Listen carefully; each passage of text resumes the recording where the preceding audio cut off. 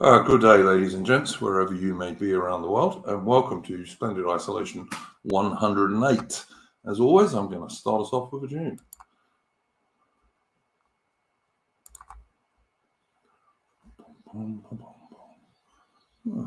Okay.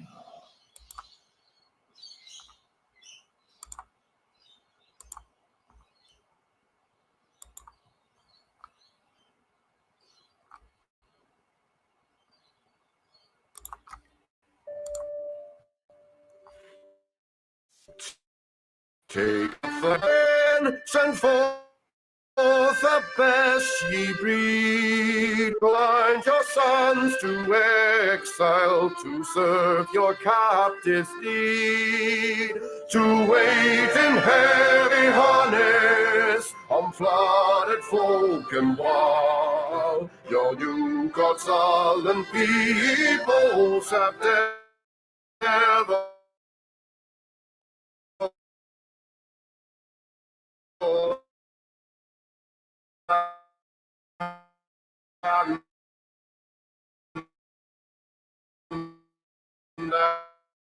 child.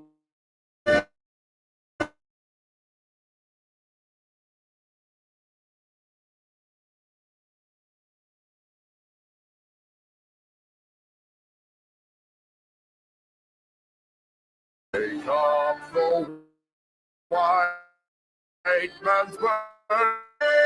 Lavish was of peace, to fill the mouth of famine, and bid the sickness cease. And when your goal is nearest, the end for all the sword, what's love that hidden folly, bring all your hopes to Lord. Take up the white man's burden, not tawdry rule of kings, but toil of serf and sweeper, the tale of common things. The ports ye shall not enter, the roads ye shall not tread. Go make them with your living, and mark them with your dead. Take up the white man's burden, and reap his soul's reward. The blame of those ye better, the haste of those ye guard. The cry of those ye humor, are slowly towards the light. Why brought ye us from bondage, a loved Egyptian guys? Take up the white man's burden, ye dare not stoop to less, nor call too loud on freedom to cloak your weariness. By all ye cry or whisper, by all ye leave or do, the silent people shall wail God and you. Take up the white man's burden, have done with childish days, the lightly proffered laurel, the easy young grudge praise. Come down to search your manhood through all of thankless years. No age with dear bought wisdom, and joy and joy your peers. Take off the white man's burden through all the years.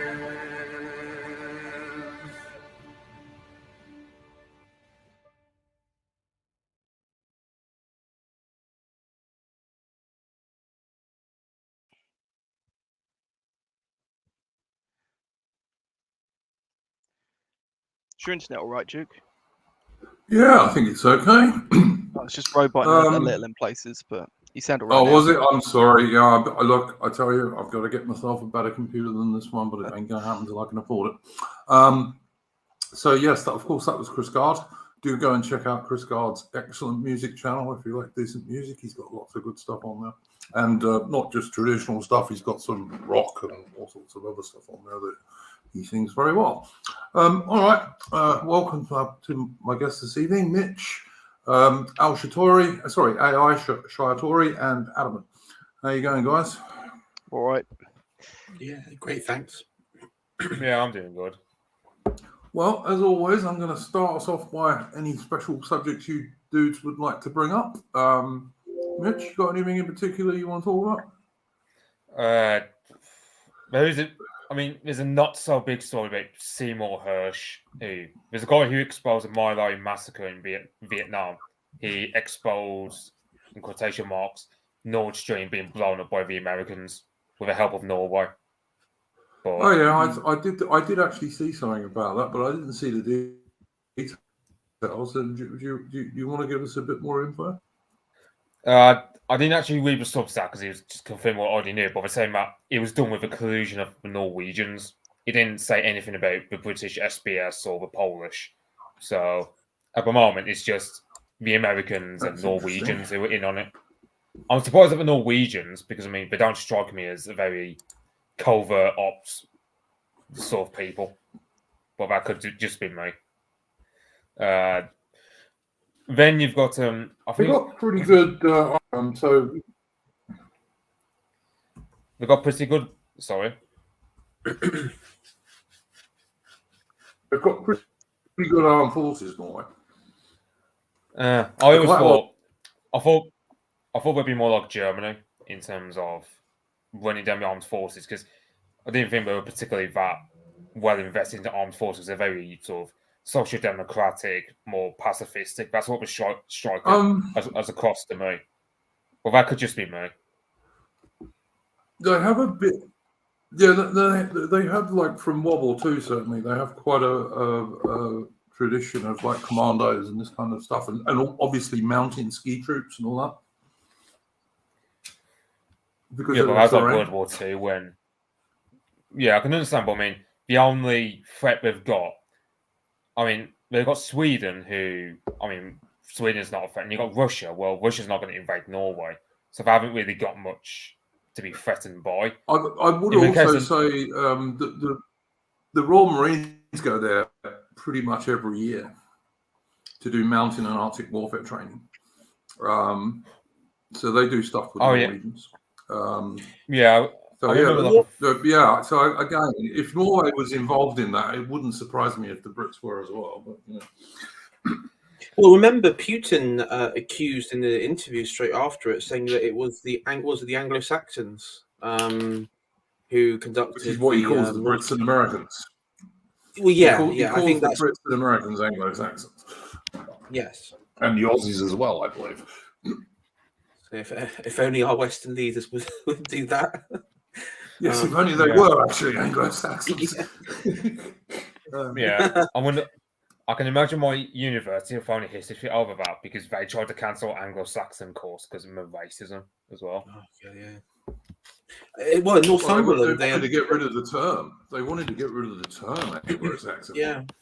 Well, in Northumberland, I saw an article going around on Twitter where it was and Facebook where there's like some sort of reevaluation, and it's with the police and the local council of Viking statues, of like a Viking statue. Northumberland, of course, being one of the areas of high Viking presence in the 9th century, I guess, 9th, 10th. Yeah, the Danelaw. The Danelaw, yeah, that's correct. Yeah, I heard about that, but I haven't looked into it. This whole Viking statue is racist or whatever it was. Yeah, there was a Times article going over. It was a Times article, but I'm not paying. I'm not paying the Times to read that. I've just been I just sort of read the screenshots on the Facebook group. Yeah. To get around that, I just use archive.ph. That's a good website to bypass paywalls and whatnot. Okay. Yeah, I'll put him in private There's also a thing called 12-foot ladder you can use as well. You can also use a thing called 12-foot ladder, which you can look up on the internet. Although sadly, that is working a little less nowadays. Is it? It Yeah, I worked mean, the more last sites. couple of times I used it just to look at a newspaper article, you know. It does depend on the site. There's a lot of sites are getting quite good at, defending themselves against that. Okay. I've got a problem, guys. I can't seem to be able to put comments on our screen like I usually can. Can't work out why. Usually you just double click them, don't you? And it's not happening. Don't know why. When you created the when you created the stream, did you put it on? Was it kids mode or like when it's up to YouTube? Or That works. Let's see if I that can- worked? Is it? Yeah, Yeah. that Oh, works there for you go. us. Yeah. Oh, okay, cool. I was doing something wrong. I don't know what it was. I was trying to put that one up. There you go. From our moderator, Radio Short. So, look, I mean, I think everyone knew that the Americans were deeply involved in the Nord Stream 2 destruction. I mean, that was pretty obvious to anybody. I mean, whoever else was involved in it with them is a matter of speculation, but certainly the Americans were involved in it. Biden said it though, didn't he? At the start of the invasion, at the start of the invasion, the start of the war, he said that that was on the tables. His defense secretary also said that. So I mean, yes, they kind of they said it in the open. I think it's just amazing Yeah. that, like, Germany and all the other European countries didn't get upset about it. You know? It's like they're cutting off your gas, boys, but you just go along with it and say, "Oh, that's okay then." I mean, Germany's completely book broken, and who else is going to resist, really? Because, I mean, the only country in the EU that's really resisting against the whole narrative on Ukraine is you got the Croatian president and Hungary. I think that's it. You got Serbia as well, but I mean, Vucic has his own problems, so he's not the be all and end all for Serbia. Yeah, I mean, Serbia's got issues, haven't they? Because, like, Russia can't really get help to them very easily at the moment. Yeah, it's like the best thing they can get is like flights from China bringing them like weaponry, apparently. But I mean, we don't really know. I mean, you got Hungary, who they're getting a lot of pressure because apparently Orban had to loosen the control over universities a bit because he's getting a lot of pressure. Because it's something like No. Yeah, there was something like the EU was pressuring the Polish and the Hungarians because they each get like 80 billion euros a year or something. Can't remember. But 80 billion euros each government was supposed to get. Poland got blackmailed over it, and they've just completely cooked on everything to the point where, for example, EU courts now have legal jurisdiction over Polish courts. Then you got Hungary seems to be resisting a lot more. Hungary is just completely in a situation where there's no way Viktor Orban will ever go. His position is completely secure. He's even purged the army of all the pro-Western types at this point. So don't blame him either. Yeah, I mean, he is colour revolution proof at this point. I think the last election that it sort of confirmed that, because of course that was going to be one of the other the elections in US and Brazil and France and other places where if the global narrative was to play out, he would have lost, and there would have been some pro EU American puppet in place, a coalition of all parties from the centre right to the centre left. But I mean, he had a stunning victory against them. Yeah, it didn't help that the opponent, I think his name was something like, if I'm pronouncing it, was like Mark Peter Zoy, I think it was, and he was So he calls himself a disaffected Fidesz voter, and he says he's a conservative, but he believes in gay marriage. Yeah. Yeah. And yeah, he's a complete. He seems to me like a complete puppet of the West, from what looks of it. Calls himself a conservative, opposing Orban, but then he himself supports gay marriage. So yeah, American back. Orban has taken the time to secure his position, though, over like the last sort of, well, about a decade at this point. You know, he's literally got, you know, educational institutions that are sort of implicitly conservative and focused around his party and their particular ethos. Just producing a whole wave of elites. Yeah, I've heard like one white pilling that said something like 7/10 of Hungarians under the age of 25 go to church regularly, if I remember correctly. So yeah. I've heard they didn't believe it, but it turns out, I mean, got talking to a Hungarian fellow now on Telegram. He says, yeah, it's majority of young Hungarians go to church regularly. So there's Hungary seems to be like a shining light amidst what Europe's turning itself into, I suppose. Yeah. So like, Hungary's going to become like the fourth Rome, you know, conquering the ashes of. Well, I mean, it will eventually all be for nothing if they can't turn around, you know, like their demographics and stuff like that. But at least they can essentially enjoy a retirement, unlike us. Oh, true, yeah. Has Orban got a designated number 2? Because like he's not that young. He's not that young, is he? I'll probably say Seattle, his foreign minister. I mean, he seems to be fairly all right, but I don't really know much. Yeah, I mean, like with Franco in Spain, the problem is when you know he as Andrew just said, when he goes, there's a good chance it could just all unravel and it will return to gay policies and gay politics. Yeah, I mean, I will say that Orban's party seems to be a bit better in that front, in that there's not really, like, if you looked at, for example, like Shinzo Abe's party in Japan, that'd be if only that'd be an alternate history. if only.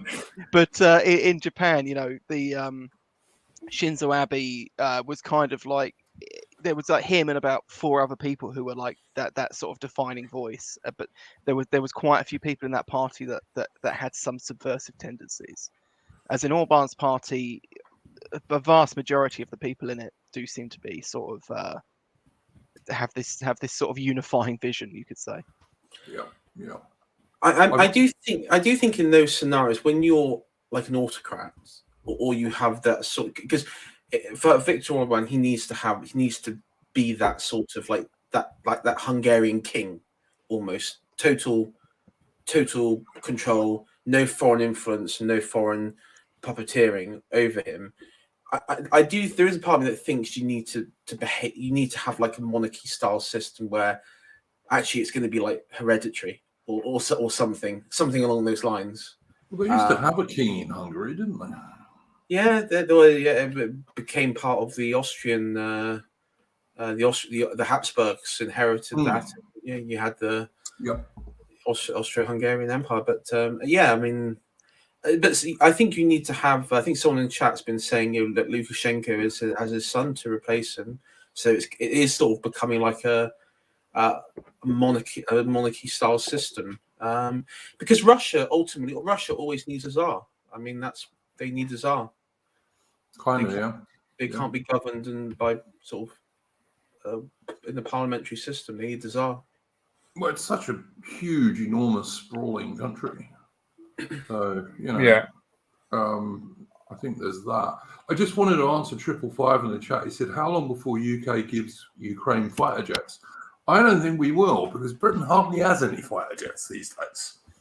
And I believe in even the Indian banker Sunak, the unelected Indian banker Sunak. I think even he said we don't have any fighter jets to give you.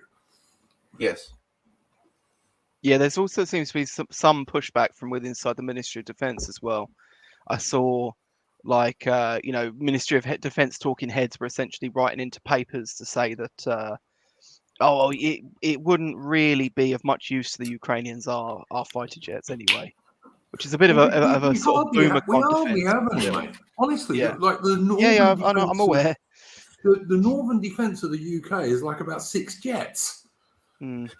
It's I say crazy. Nathan Hood is saying send them old Spitfires. I wouldn't even send them then.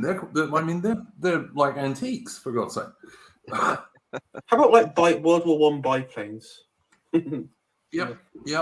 Send them some Cessnas. It's just I wouldn't send them anything. I'm of the opinion we shouldn't send them second-hand British Army boots, but I mean that's just me. Send them some drones and airdrop Julius Evola books all over Ukraine. Yeah. No, because then Ukrainian people might start noticing, then the Azov battalion might actually become, real national socialists instead of LARPers for some sort of Kazakh oligarchy that they currently operate under. Tomb of Arminius is saying Ukraine won't be getting any F-35s. Well, that's for sure, because Britain's only got, I don't know, at the moment about 30 of them at most. And they won't be getting any Typhoons either, because we haven't got many of those either. 555 said send them some balloons. Yeah, send them balloons. The Chinese like those. Send them, like the Chinese get by with them quite easily. Yeah, I've heard apparently the Americans are monitoring 2 balloons apparently west of America, like west of the Pacific coast. Apparently. Yeah, I mean you had to be impressed with like the Raptors and the F-15s and the AWACS and everything being used to shoot down Chinese balloon. Yeah, it's like he was deciding to overcompensate with an enormous show of force, unnecessary show of force as well. That's ridiculous. I mean, it just made them look stupid, in my opinion. I mean, with this whole balloon story, because I like over decades, you have all these UFO stories of these strange objects in the sky and all that sort of stuff. There's a good chance that a lot of them, drones and high altitude balloons, spy balloons like this, and of course this particular one just so happened to make become newsworthy, and a lot of people seem to think that was a distraction. And so, I mean, my thing is like, okay, this balloon crossed America. It went from Montana, and then across to North Carolina or something like that. So it went across the went across the whole country. I mean, I'm assuming that this is quite normal. Like there have been like hundreds of Chinese spy aircraft, balloons, whatever, over the United States, and that this is like nothing out of the ordinary. But for some reason, this story has over the last week or so is now quite. It's the exception. Some people say it might be. Yeah, some people say it might be a distraction from Ukraine, but I mean, the media's still talking about Ukraine, so it's not really.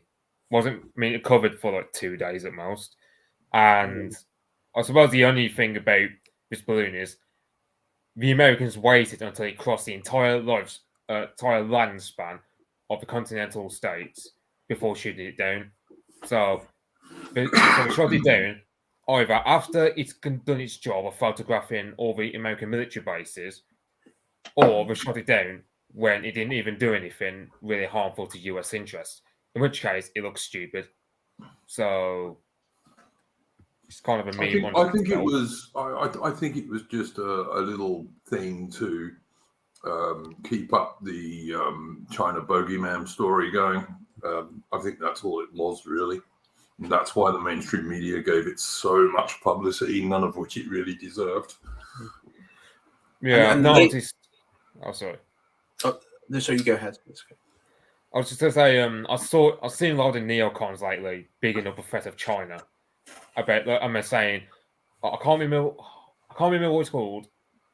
This one neocon newspaper that's been around the world saying, yeah, we need to stop worrying about Ukraine now. We have to start worrying about Taiwan and China and the South China Sea. I actually wish that was what was going on, to be honest with you, Mitch, because I would sooner that we ended up fighting the Chinese over Taiwan than we ended up fighting Russia over Ukraine. Yeah, it's a wonder it's not something like, okay, even if we were to focus on both Taiwan and Ukraine, which I can't remember which American admitted it, but they said, yeah, America can't do two fronts like that simultaneously. No Western country can, not even the Americans, no. And secondly, even if we were to do so, why would we have Australia send army equipment over to over to Ukraine? Because Australia needs more equipment to deal with the Chinese, given that they're the closest. And yet Australia has been sending military equipment to Ukraine. Yeah. Oh dear, it's clown world. The latest story of, I guess I would include this in the whole Chinese spy balloon saga, is that the Americans have shot down another unidentified object over Alaska. This time they're saying, well, it's not a balloon, it's just it's a sphere. What was it? It's like a cylinder-shaped object, or with no obvious propulsion. So again, it's sort of playing into the whole UFO stuff, which is then sort of make you wonder, well, what's happening elsewhere in the world, or what's happening like with Larry Finkel or the Blair Institute. Like what are they trying to push through behind the back doors, or what's going on? That they're making this distraction. It's kind of ridiculous. It's just like what was that show in the 90s?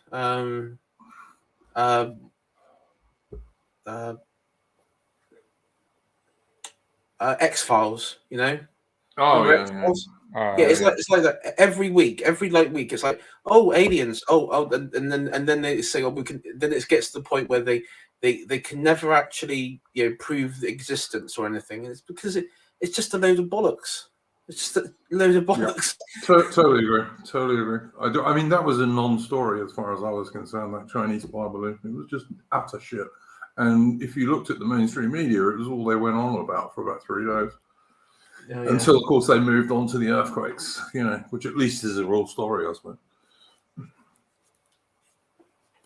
Although, of course, it's yet another excuse to our refugees, blah, blah, blah.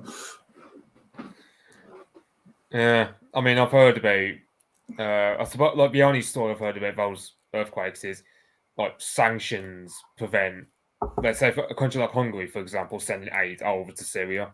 That's the only story I've heard about it. Well, I think the Russians are sending them quite a lot of aid, apparently. Yeah. I mean, it's probably because apparently Turkey have been aligning more towards Russia as of late, so that's probably why they're doing it.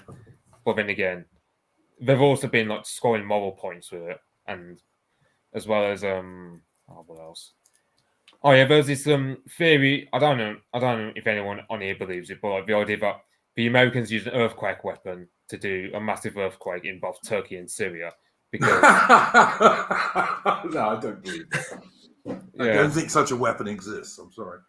Yeah, but just like the only thing we got to go on is 3 days before the earthquake happened, if something like the American ambassador to Turkey said something like, "Yeah, you shouldn't really get on board with Russia in the Middle East." That's all I can remember. Oh, look, I just don't think that anyone's got a weapon short of an enormous nuclear weapon. To do that sort of damage over such a vast area. I do remember reading something. It was like in some science job about how the American military, has weaponized the weather. Like there is some, they can create storms or something. That I could believe, but that's not an earthquake. Well, I know, but that's like maybe if the Americans like dug a secret mine to like the tectonic plates and detonated a bomb or something. I don't know. As they used to say in Dad's Army, I think we're getting into the realms of fantasy here. Anyway, wasn't there an incident where the Saudis were using drones to create rain? Yeah, I think you can do. Yeah, I think you can certainly. I mean, if see you can rain create and stuff rain, you like can that. absolutely create a storm. Yeah, but that's not an earthquake. Sure, So, but you know, but yeah, they I could have absolutely nanites believe. in the magnetic plates. Maybe. Yeah, I can't if it's. Turkey and Syria have always had lots of earthquakes going back to ancient times. Yeah, I wouldn't put it past them. If America had that weapon, though, I wouldn't put it past them to pull stuff like this, though. I don't know. The guys on our side of the fence, we get accused of conspiracy theories an awful lot, and I think that's one a bit too far for me anyway. But all right, step over that. Believe all the conspiracy theories. Oh, look, as someone said in the Discord earlier today, America is running out of conspiracy theories because they're all coming true. Well, the thing is, though, your average BBC journalist probably believes in more left-wing conspiracy theories than most people on even the most schizo right-wing streams do. Well, yeah, I mean, if you're going to talk about things like man-made climate change, which is largely a conspiracy. No, way worse than that. There was a story on the BBC site a little while ago about what was it about now? But basically, their source was some like radical Black Hebrew Israelites blog post somewhere. Jesus. All right. I believe it. All right, we've been talking about this for about half an hour, so unless anyone's got any final points on that, we'll move on to our next subject. Anyone got any final points? No, not me. Okay, AI Shayatori, did you have something you wanted to bring up to the first subject? Yeah, I was going to, because it starts off a bit of a slow news week beyond all the UFO and balloons stuff. But one story that has, I did see, which has happened, is what happened, I think it was last night in Knowsley, up in near Liverpool. Yeah, this is absolutely going to be something we want to talk about for sure. Yeah, because this is, I was going to mention the Wagner group and American mercenaries joining them, but I looked into the story a bit more, and I think it's a load of nonsense. I mean, the 10 million figure was obviously not true, but I was interested nonetheless because I wanted to see what what the results were. But that's I can't find any concrete information on that, so we're going to leave that to the side. But we'll talk about what's gone up there. So a few days ago, I saw going around on Twitter a couple of images and also a video. And so this was a couple of images from some locals where you see an Asian man in his mid-20s. When I say Asian, of course, I mean Indian subcontinent, not any Oriental types. Okay. You're breaking up a bit, mate. Do you presume you mean, when you say Asian, you mean South Asian, yes? Yeah. I meant, when I say Asian, I mean like Indian subcontinent Asian, Pakistani, yes, exactly, yes. Indian, yeah. Yes. This 25-year-old man, he approached this schoolgirl, this 15-year-old schoolgirl, and it's not clear in the audio what he says, but he's basically trying to ask her to I guess engage in sex, and that's what I can get from the gist of the conversation. Yeah, sexual activity, and she's recording. And this is a 15-year-old schoolgirl, yeah. This is a 15-year-old schoolgirl, and she has solicitation, that sort of stuff. Yeah, so someone said, and she has like she has like her phone. She's recording on the phone, but she's got like the camera pointing down, and she's saying to him, "No, this is in this country it's illegal. I'm only 15. I'm only 15." And that's sort of what happens. And she basically tries to explain to him that she's 15. She's underage. No, she said you can go to prison, and Some people across the road from where this, because it was on like a pavement out on this like housing estate main road, take photos of this, and it circulates, and I can't find, because there's around the UK we've had like these migrants from South Asians and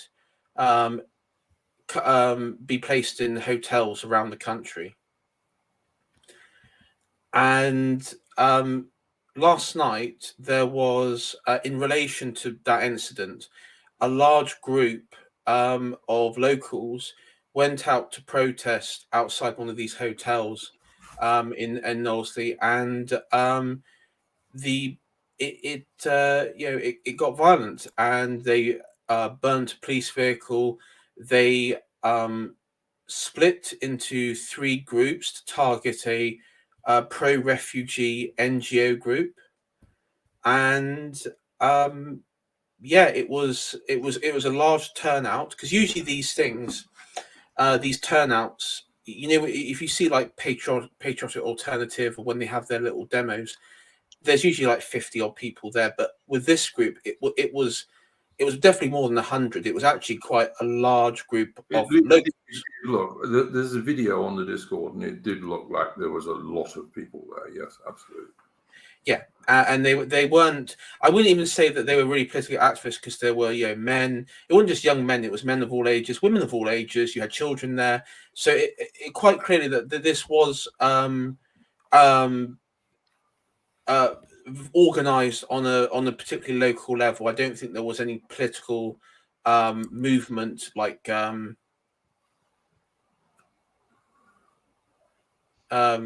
what's that? Can I just answer Biaki in the chat, who's pointing out that none of the people at this protest were diverse, shall we say? They were all Anglo-Celtic white people. So yeah, absolutely. Yeah. Sorry, carry on now. Yeah, but I think what's made this story rather interesting, because of course this is in Merseyside and this is in Knowsley's within. I don't know how far. It's not that far from Liverpool, if I remember correctly. It's really not that far. No, no. And what makes this unique, and probably people who aren't in the UK, Liverpool and Merseyside, it's kind of like, and I'm going to use it because America is dominant force in the West. It's kind of like San Francisco. It is. It literally, it's like a single party, single ideology region in the UK. It is ultimately far left, socialist, communist. With some exceptions. I mean, who's that good dude who makes YouTube videos? Joe Owens. Sorry? Joe Owens. Yeah, Joe Owens. Exactly. That's a meaningless exception. I think that area in particular, like 85% of the vote there goes entirely to Labour. Yeah, if you look at the local, the local council setup, I don't think there's any Conservative representation. I think it's like Labour, Lib Dem, and Greens, and then like a few independents scattered. But Labour has out of they have like 75 councillors. It's something ridiculous.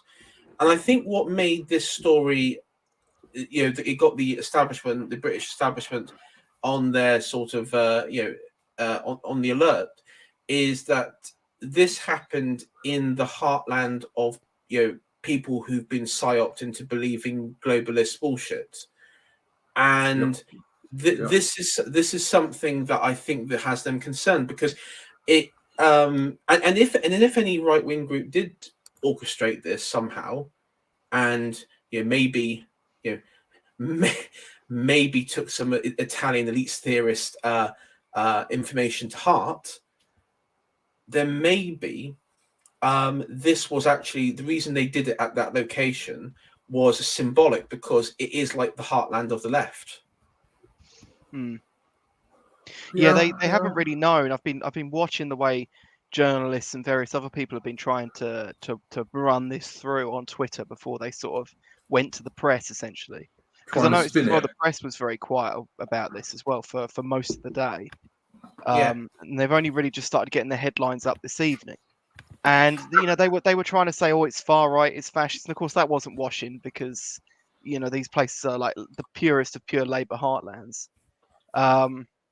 They've tried to say, oh, she's like Rupert Murdoch and the Sun and the Daily Mail, because clearly fucking everyone in Liverpool's reading the fucking Daily Mail, aren't they? And they kind of just seem to be running on like just a pretty standard playbook, where they just quote this person from Care for Calais or whatever, saying how fearful they were, and just going with a pure "this is violence and you should denounce it" angle.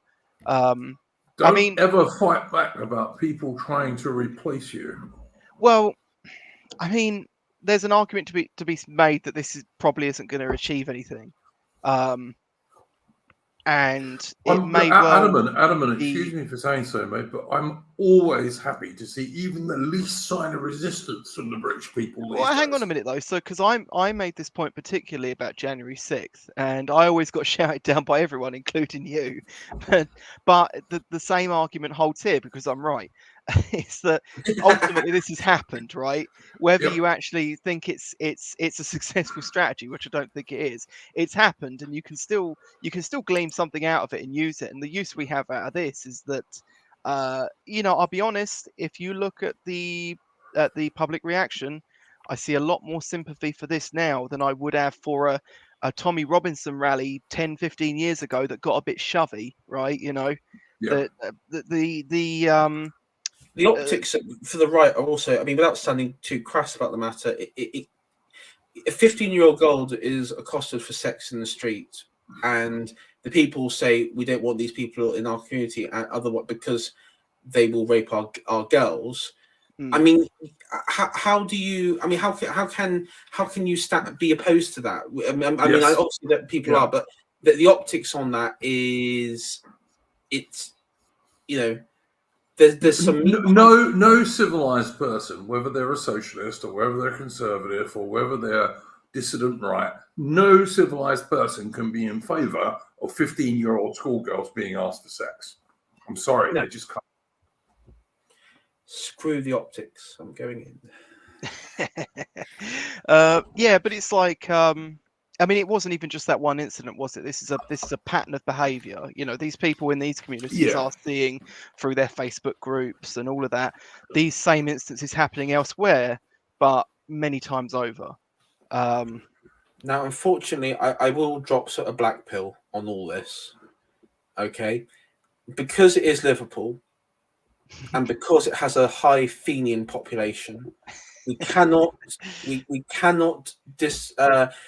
separate of what's been going on in Ireland, where they've had similar instances of protests which have got out of hand. But I support the guys in Ireland too, because they're also fighting for their own people. I want the Anglo population. I want them to stop being a bunch of fucking pussies and fucking stand up for them and reclaim some northern courage. That's what I want, Iron Duke. But I don't 100%. But I don't want some fucking mongoloids Liverpool doing it for me. I 100%. But actually, I'm going to talk about something in a bit, which kind of is that. So carry on. Well, yeah, but at the same time, like, I mean, because I see this a lot amongst a lot of the Irish people now. They're making a lot of the mistakes that we did like 40, 50, 60 years ago. Because they are, after all, just catching up on this stuff. Yes. And that you'll see like a protest in Ireland, like a big one, and they'll go, oh, see the Irish, they're based, but we've lost our backbone. And it's like people seem to forget we did go through all this protesting. The difference is just like the Irish will come to, in the next couple of years, we lost. Bjarki in the chat is saying, does whoever is talking about that not know about the Anglo protests in Cottingham a few weeks ago? Well, yeah, exactly. I mean, these things still happen, but of course the problem is that protesting doesn't really work. It didn't make. I mean, it didn't make an impact like what happened last night. And the thing there was, protest isn't it though, because it was so unusual. It's a waste of time though. If you're not going to make a if you're not going to make, first of all, what made this protest different was they actually sought out the NGO group. They had intelligence on that. I mean, I'm just going to say as well, from a completely unbiased and neutral perspective, not advocating anything one way or the other, I think burning out the occasional police van in a small act of community violence is actually more effective than lots and lots of protests. 100%. In Because Minecraft, protests of can course, be isn't. easily. Well, yeah, I mean, I'm not advocating one way or the other. I'm not doing it, and I don't advocate anyone in our chat or anyone who watches this to do it. Not that I don't. No. Not that I think they would. And to respond to the chap there who said, well, it made a difference because what was it, 11,000 migrants weren't moved here. The same thing happened in my hometown. There was wasn't a protest of such, it was a lively council meeting. They were stopped. A few months later, though, it was just put in through the back door and there was no consultation made. So, I mean, okay, yeah, well done. You got a temporary victory. But at the same time, it's not going to come down to anything in the long run. I mean, this is the thing. There has to be some sort of visible disgust and opposition to the idea. And the problem is, there's also the other thing which I talked about on AA stream when we talked about Linton on Ooze, where the messaging behind it, which was fair enough, they don't want half the population to suddenly become like Iranian Kurds and Afghans and everything else, but at the same time, their attitude was, well, we don't want them here. They can be moved to another part of Yorkshire. They can be moved to more urban parts of Yorkshire, and the message should be unifying. Well, they shouldn't be here in the country in the first place. All I would say is this: any form of protest is good, and you guys are probably right. Certainly, what you're saying, Tori, is probably right. That none of this will do any good in the end. But I tell you what won't do any good in the end is doing nothing. Well, I mean, I think you can do stuff that's definitely harmful to the cause. Sure. Yep, you can. But I mean, like you said, I don't think, and like you said, I'm not advocating this for 1 second, but, burning the odd rainbow-coloured police van is probably not the worst thing one could do. In Minecraft, it's not that you should do it as an organized strategy, but like Biaki says, right? It's the normies, right? It's not an organized thing. It's not a PA thing. Yes. It was people organizing within their local community against something they really didn't like. Those outbursts are probably the most it's probably the most harmful thing you can actually do to the establishment, because they don't know where this stuff's going to strike. They don't know where it's going to pop up. And, politicians, journalists, people like that, they are genuinely fearful of that, because we've seen historical examples where this ends with those people getting hurt, and they've already backed themselves into a corner, right? When they do this thing where they pretend that there's like some far right fascist hiding around every corner, the thing is, quite a few of them actually end up believing it.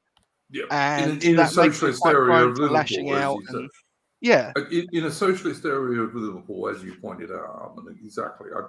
I totally see that. I mean, look, to me, parents who didn't try and protect their daughters would be like really bad parents, wouldn't they? Yeah. Well, I mean, yeah, and at the going. I mean, to sort of harken back to the grooming gangs stuff, some of the reports in there of what happened, where you had the broken state of English families, where fathers were literally being shoved around by Pakistani cops who were in league with Pakistani taxi drivers and kebab shop owners who were all people getting arrested who were trying to rescue their daughter. I remember that, mate. Yeah, 100%. Yeah. You had all of that going on a grand scale, not just in all the way down to Telford, up and down the country.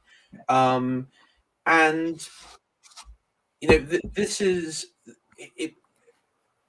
There's also like you can say what the effect is, the anti-white rhetoric or the anti-English rhetoric, especially of the post-Blair years, which wanted to create the creation of multicultural Britain.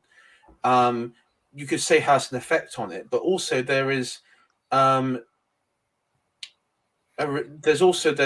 element of self-responsibility, because I think I would like to think that everyone on chat and everyone here, if we ever had like a daughter or family member in that position, I would cross all boundaries to stop that going on in a heartbeat.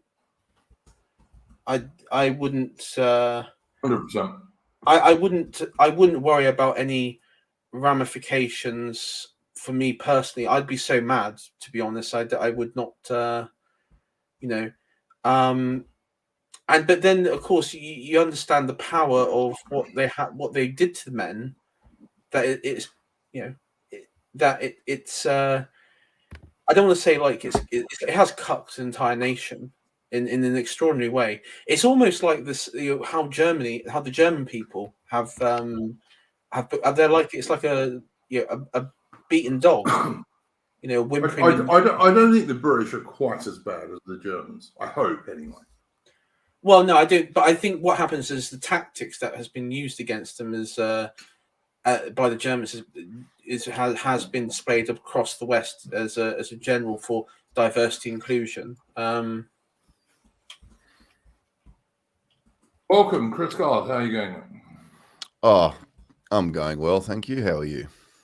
Yeah, pretty good. We're talking about the protests in near Liverpool about migrants who have been like asking schoolgirls for sex, basically, and like police cars got burnt and NGOs got chased off, and it was all quite positive, in my opinion. But yeah, that's what we're talking about at the moment.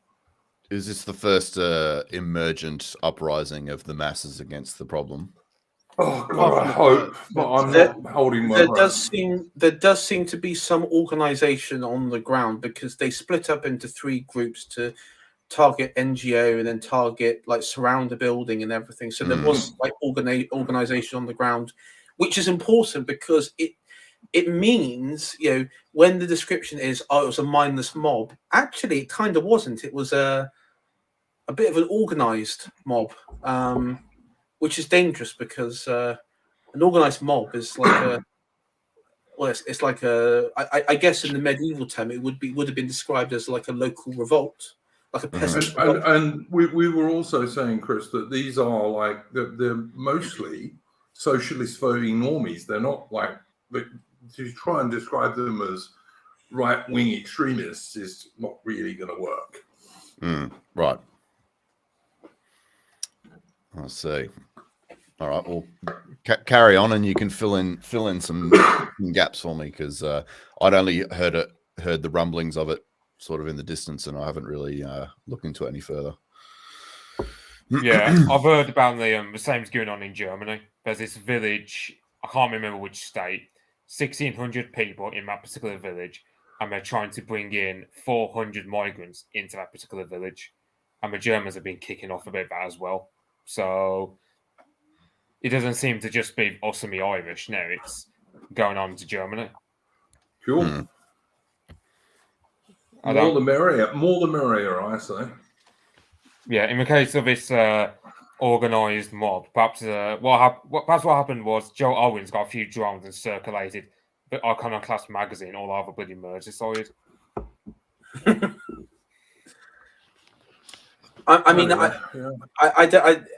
There did seem to be some organisation on a local level. They even to the point was that you had a lot of young white lads turning up pre-prepared, like Antifa. It was actually very similar to Antifa tactics in some way, which I thought was quite interesting. I'm reminded of the analog we had of this, which Duke, you would remember, the Cronulla riots in 2005. Oh yeah. I do remember So that. we had the same thing happen here, which is it was a group of, I think they were Lebanese guys, not long moved in, or they might be second generation. I can't know, because generally the second generation Lebanese are quite bad in the little enclaves. But yeah, they were on Cronulla Beach harassing girls on the beach there. That were basically a load sort of of true blue Aussies turned up, and there were big fights, and they were stuff. sort of signaling that they were going to rape a girl at some stage, and she ran away. And yeah, basically I think it was either that night or the next night, probably like, I don't know, 5,000 fucking people showed up and started like protesting. And then a lot of, as Duke said, a lot of, tradies and people that knew the girls and, their brothers and their brothers' friends and cousins and everything. They all came out. I think that's exactly what happened. She went and swarmed told her them, boyfriend and her brothers, and they got all their mates and etc. Swarmed them and beat the absolute living piss out of them. Which was excellent, by the way. Yeah. Yes. And that was, I think, the first and last of the street justice we ever had in that regard, because they were so dragged through the mud in the media that it sort of caused a crackdown on any of that sort of stuff. And ASIO obviously started targeting stuff like that. Here we go. Biarki in the chat, who is an Aussie, I believe, said they were spitting on 11 and 12-year-olds in swimsuits, and that's what happened. And the lifeguards stepped in. That's like, obviously all Aussie beaches have these Australian lifeguards on them. And the Lebs bashed the lifeguards, and that's how it kicked off. But they had been a problem for a little while. So I'm not sure if they'd been there long, but they'd been acting like that for about a week or so, if I remember correctly. So I do remember it. That there was like I remember that. And I remember that I remember at the time seeing, I think it was like on a train, like the fight, like a full on fist fight at a train station and on the train, or tram. I think it was something along those lines, between young Aussie men and Lebanese Arab lots. Yep. Biarki says he was at Cronulla. He should probably come on, and he can maybe. Yeah, I don't know how I can do that, because I don't know how to send him a link. But if someone else does, I'll happily send him a link. It was fucking crazy, though. It was absolutely insane. Yeah. It was a huge riot. So I remember. I think it was like it was probably the BBC at the time. I remember seeing it because I just remember the because I think it was referred to as like a race. They just referred to it as like Australia's shameful race riot or something like that. That's right. Yeah, really shameful that white people were defending white girls. My God, how can you dare do that? Well, I mean, you say white to bring this back to the Liverpool thing. It's almost a bit of a shame that they didn't go with the far right line, because that would have been quite unionising between the issues of the sort of Anglos in the rest of the UK and the Scousers. But they are going with that, as far as I can see on the mainstream media, Alan. That wasn't what I saw. But going back to what I said, the reason why when they talk about AI, when they're talking about chasing off the NGOs and obviously being nasty to the so-called refugees, these are what they're saying is they're far right.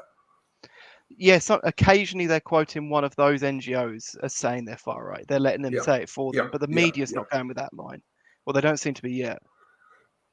I mean, going back to what I was saying, the reason why the media has spurred out over this story more than usual, beyond an NGO getting attacked, beyond the police getting attacked, beyond the size of the local community that came out, which was really impressive for that area of Merseyside, is because of where it was. It was literally in the heart of, as I say, gay opt, socialist, globalist part of the UK.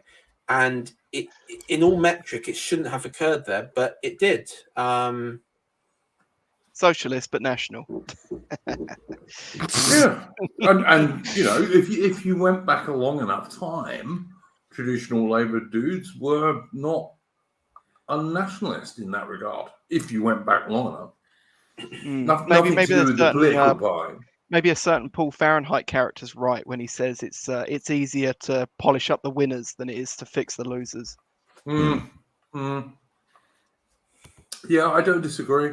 I mean, look, I just think it's a good sign that normies, and these people are normies, they're not organized by anyone like PA or anything like that. They're just normies. As Biaki and others have been saying in the chat, I think it's a good sign that they're waking up a bit. I mean, excellent, good on them. I don't see what harm it can do. Put it that way. You see, I'm controversial. That I also point out there's a lot of women, like mothers, involved with this, and in any like revolutionary political movement, that you kind of need like the matriarch position, like you need women, yeah, for sure. You do need a lot of women, like the French, the French Revolution had a large part to play with the sort of like the Women's March on Versailles and all that, in all forms plays a role. Well, I mean, if women are not going to defend their daughters, who the hell are they going to defend? But I mean, that's something they've long hated, is that if you look at, for example, like Trump, right, when in Trump's last election, his failed election, there was a lot of talk about race this and areas that, but if you broke it down enough ways, his most supportive demographic was married mothers. But only married women, not anybody, not other women at all. Lumbar in the chat says, actual quote from the BBC, Ahmed said he had been a teacher in Egypt and others staying in the hotel, including doctors and assorted rapists. Okay. And assorted pedophiles. All right, fair enough. The two are not mutually exclusive, being a pedophile or a doctor. Not. No, they are not. No, they are not. I love it. That's like the literal perfect trope. the literal meme. There's been a lot of them poking up in this instance as well, where they've just been falling headfirst into sort of almost like right-wing memes about this stuff. Like when someone would mention like race or skin color, and there'd always be some shit lib would just pop up and be like, "Oh, why'd you have to mention race?" And it's like, and you just turn around to them and go, "No, we can tell even if you don't say it. Like, don't worry about it." John Best in the chat says, "I put the 2000 Cronella riots in on YouTube and came up with the current thing in Liverpool." The algorithm is updating every second with this conversation. Yeah, all right. I totally agree with all that. Ataman, we can come back to this in a bit if you guys want to. Ataman, did you have a first subject you wanted to bring up? Yeah, and it kind of actually goes into this. It's has anyone seen this this news of this Prevent review? No. Carry on. No. So it's called the Shawcross review. I mean, the way in which it kind of goes into this is obviously it only really came out like over the last week, and it's basically shown how Prevent has basically been just pursuing like essentially like young, sort of slightly edgy, moderately right-wing youths, largely out of school, and basically treating them as if they were sort of soon to be terrorists. And this organization has basically been ignoring like the actual sort of Islamic extremism and left-wing extremism and stuff like that. And I mean, they've basically used this Liverpool thing to basically pretend as if like a bunch of local concerned parents like kicking off is like indicative of like or similar to like Islamic extremism, and therefore the Shawcross review is just completely wrong. And I mean, even this review is pretty milquetoast in its findings. I mean, you can see that, but just by looking at the case file, like his example of where Muslims have been treated unfairly was that some teenage Muslim kid went to school and he had a Free Palestine pin on, and he was referred to Prevent, and you think, okay, yeah, that's a legitimate waste of state resources, but whatever. And then the example of the opposite is the Manchester Arena bombing. It's like Oh my fucking clearly God. things that are just not comparable, like even remotely. I mean, there's a few takeaways from it. There's one of them is he pointed out that despite counter-terrorism cases, 75% of them being Islamic in nature, they only make up 15% of referrals to Prevent, versus sort of so-called right-wing extremism making up, I think it was 55 or 60%. And similarly, he kind of points out that their definition of right-wing extremism is like so broad. It basically includes any mildly conservative-leaning journalist, any Brexiteer, you know, everyone on this stream, everyone in chat by a country mile, you know, so on and so forth. Yes, well, the jihad that they wage against us is a universal one, whereas you know, the far right reactions are really just local reactions to whatever's going on at the time. So Yeah. they can't really be comparable. No. You know, now they're using a protest in a vastly left-wing town in the north of England as an example of why that review's wrong. And Amnesty International as well, they brought up, this guy made a quote like 15 years ago, this William Shawcross, and he said, oh, the relationship between Europe and the Islamic world is one of our biggest problems today. And they, even though that's like a largely establishment viewpoint, right? That's them saying, oh, you know, these people aren't gay and liberal enough, right? Essentially. And Amnesty International, who, if you question them deep enough, I'm sure everyone from Amnesty International would actually agree with that phrase if you worded it differently. They were all saying that because he'd said this once, like he was Islamophobic, and everything he said had to be essentially swept aside. Who's Shawcross? Yeah. Right. Yeah. Great. And Islamophobic is a made-up word made up by Islamists.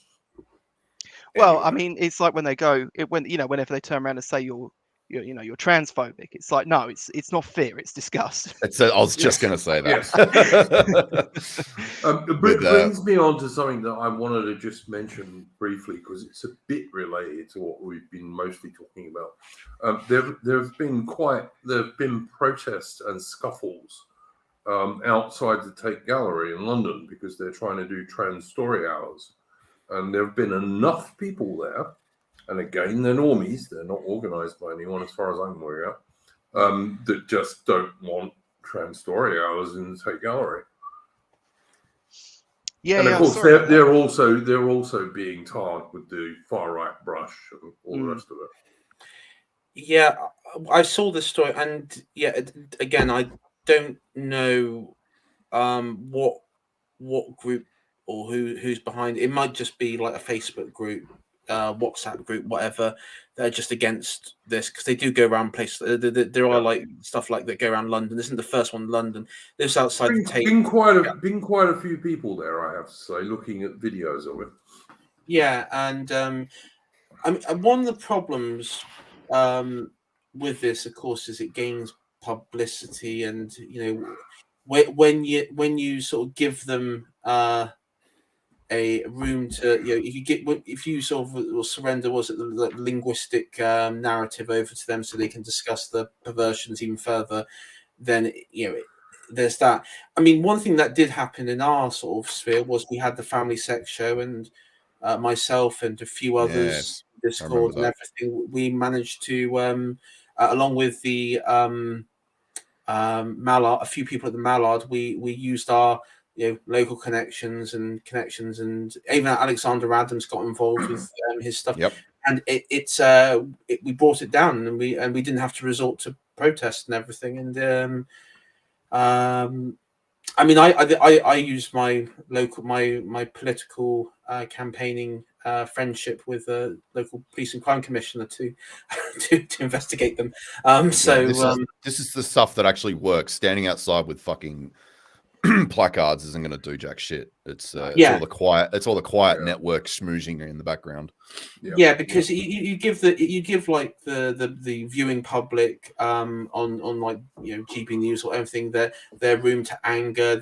We'll discuss. We'll have a fair discussion of both sides of the argument and then move on to the next left wing outrage while actually not accomplishing anything. Mm-hmm. I would just say, look, Bengal in the chat says PA organised most of I thought PA organised most of those. As far as I can work out, the stuff going on outside the Tate Gallery in London at the moment, nothing to do with PA. So far as I can work out. Is he referring to the protests against the drag queen story hours? The drag queen story hour. I don't ones think in Reading were. I don't think in London. I don't think in London, because I mean the London one, it seems to be like remember like the what was that YouTuber Unwashed? We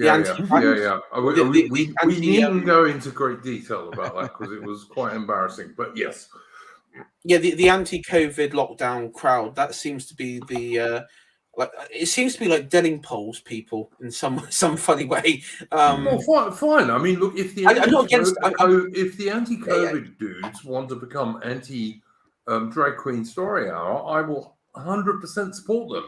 I hope they all do. I'm not railing against them or anything, and then I don't have anything against them or anything. But that seems to be the people who are involved in that. And maybe PA have organised. I know they've been organising a few drag. I think it was a drag one in York, and I think PA were there. Look, I'm not into punching right these days at all, so I don't care who organised what anywhere.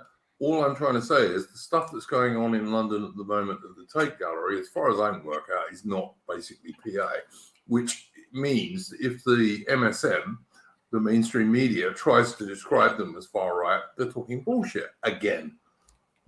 I think the Free Anglican Church, which is like a separate group in the Anglican Church. Are they the guys who don't agree with the Anglican Church saying, about like gay marriage and gay vicars and all this kind of stuff?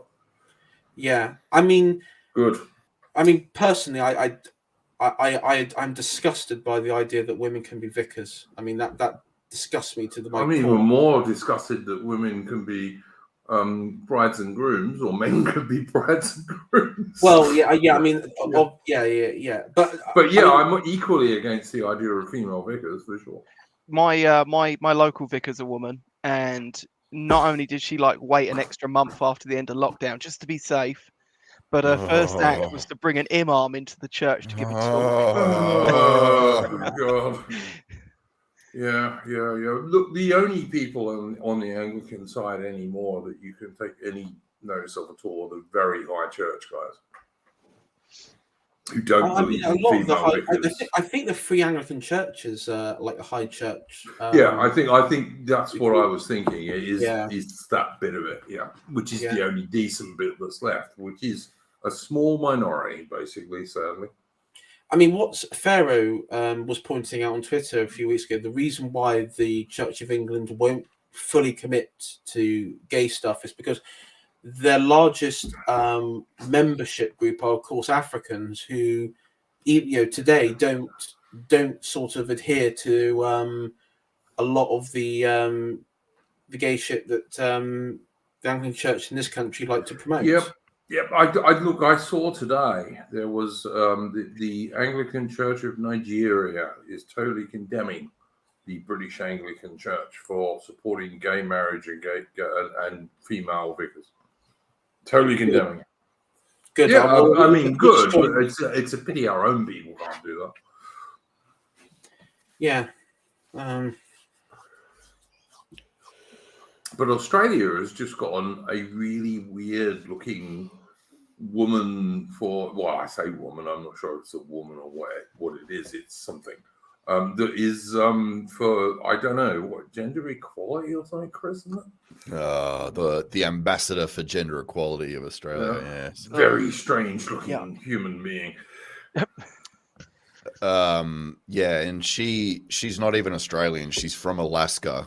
And she moved as a mission worker to Papua New Guinea for 20 years or something.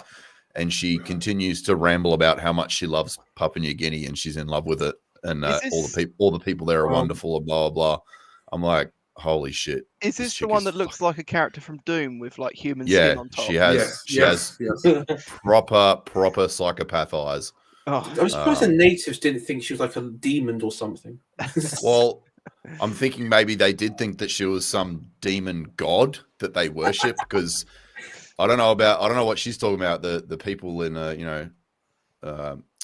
what's that fucking port what's that fucking town called, Duke? Where, the main town in Papua New Guinea? Port Moresby.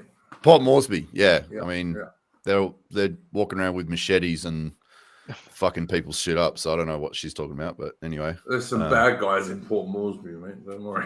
Oh yeah. Proper like guerrilla, guerrilla as well. Guerrilla militia. Yeah. Hopefully we can inspire Anglos with that much spirit. It says no. I had a mate there, Ataman, all right?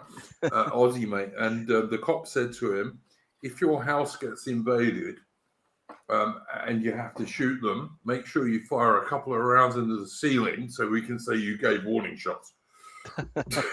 No lie. It's not a good place, man. Yeah, so for anyone listening and you want to see what this ambassador for gender equality looks like, look her up. Her name's Stephanie Copus Campbell. But if you just Google ambassador for gender equality, you'll see it's absolutely insane. She's up there with the horse-faced feminist from New Zealand. Yes. Is she Australia's gender equality one, or? Yeah, the ambassador for gender equality from Australia. Yep. She wants to make everyone very cool. Yeah, look her up, Stephanie Copus Campbell, and just go to images. Did anyone ever see that Peter Jackson film from before he did Lord of the Rings, Bad Taste? Oh, I think so. And there's one where he wears the alien skin suit at the end. Yeah. That's what I'm thinking, just looking at that picture of her. That is a creepy looking woman. I cannot find her picture on. I'm just going to do another search on DuckDuckGo because I cannot find her picture. Stephanie Copus Campbell. Oh my goodness. Yes. Yes, indeed. That's everyone's reaction to that thing. You remember that mutant from the Goonies? It's like some one of those incest families like in West Virginia you hear about. It's how fascinating. Oh. Wow. That's fascinating. Yeah, it's quite funny. Chris, did you have a subject you wanted to bring up as your first subject to talk? I only just popped across it, which is I don't know, Saigon was pointing out a tweet by that MP from Leicester, Claudia Webb, saying there's no such thing as illegal asylum seekers. And there was the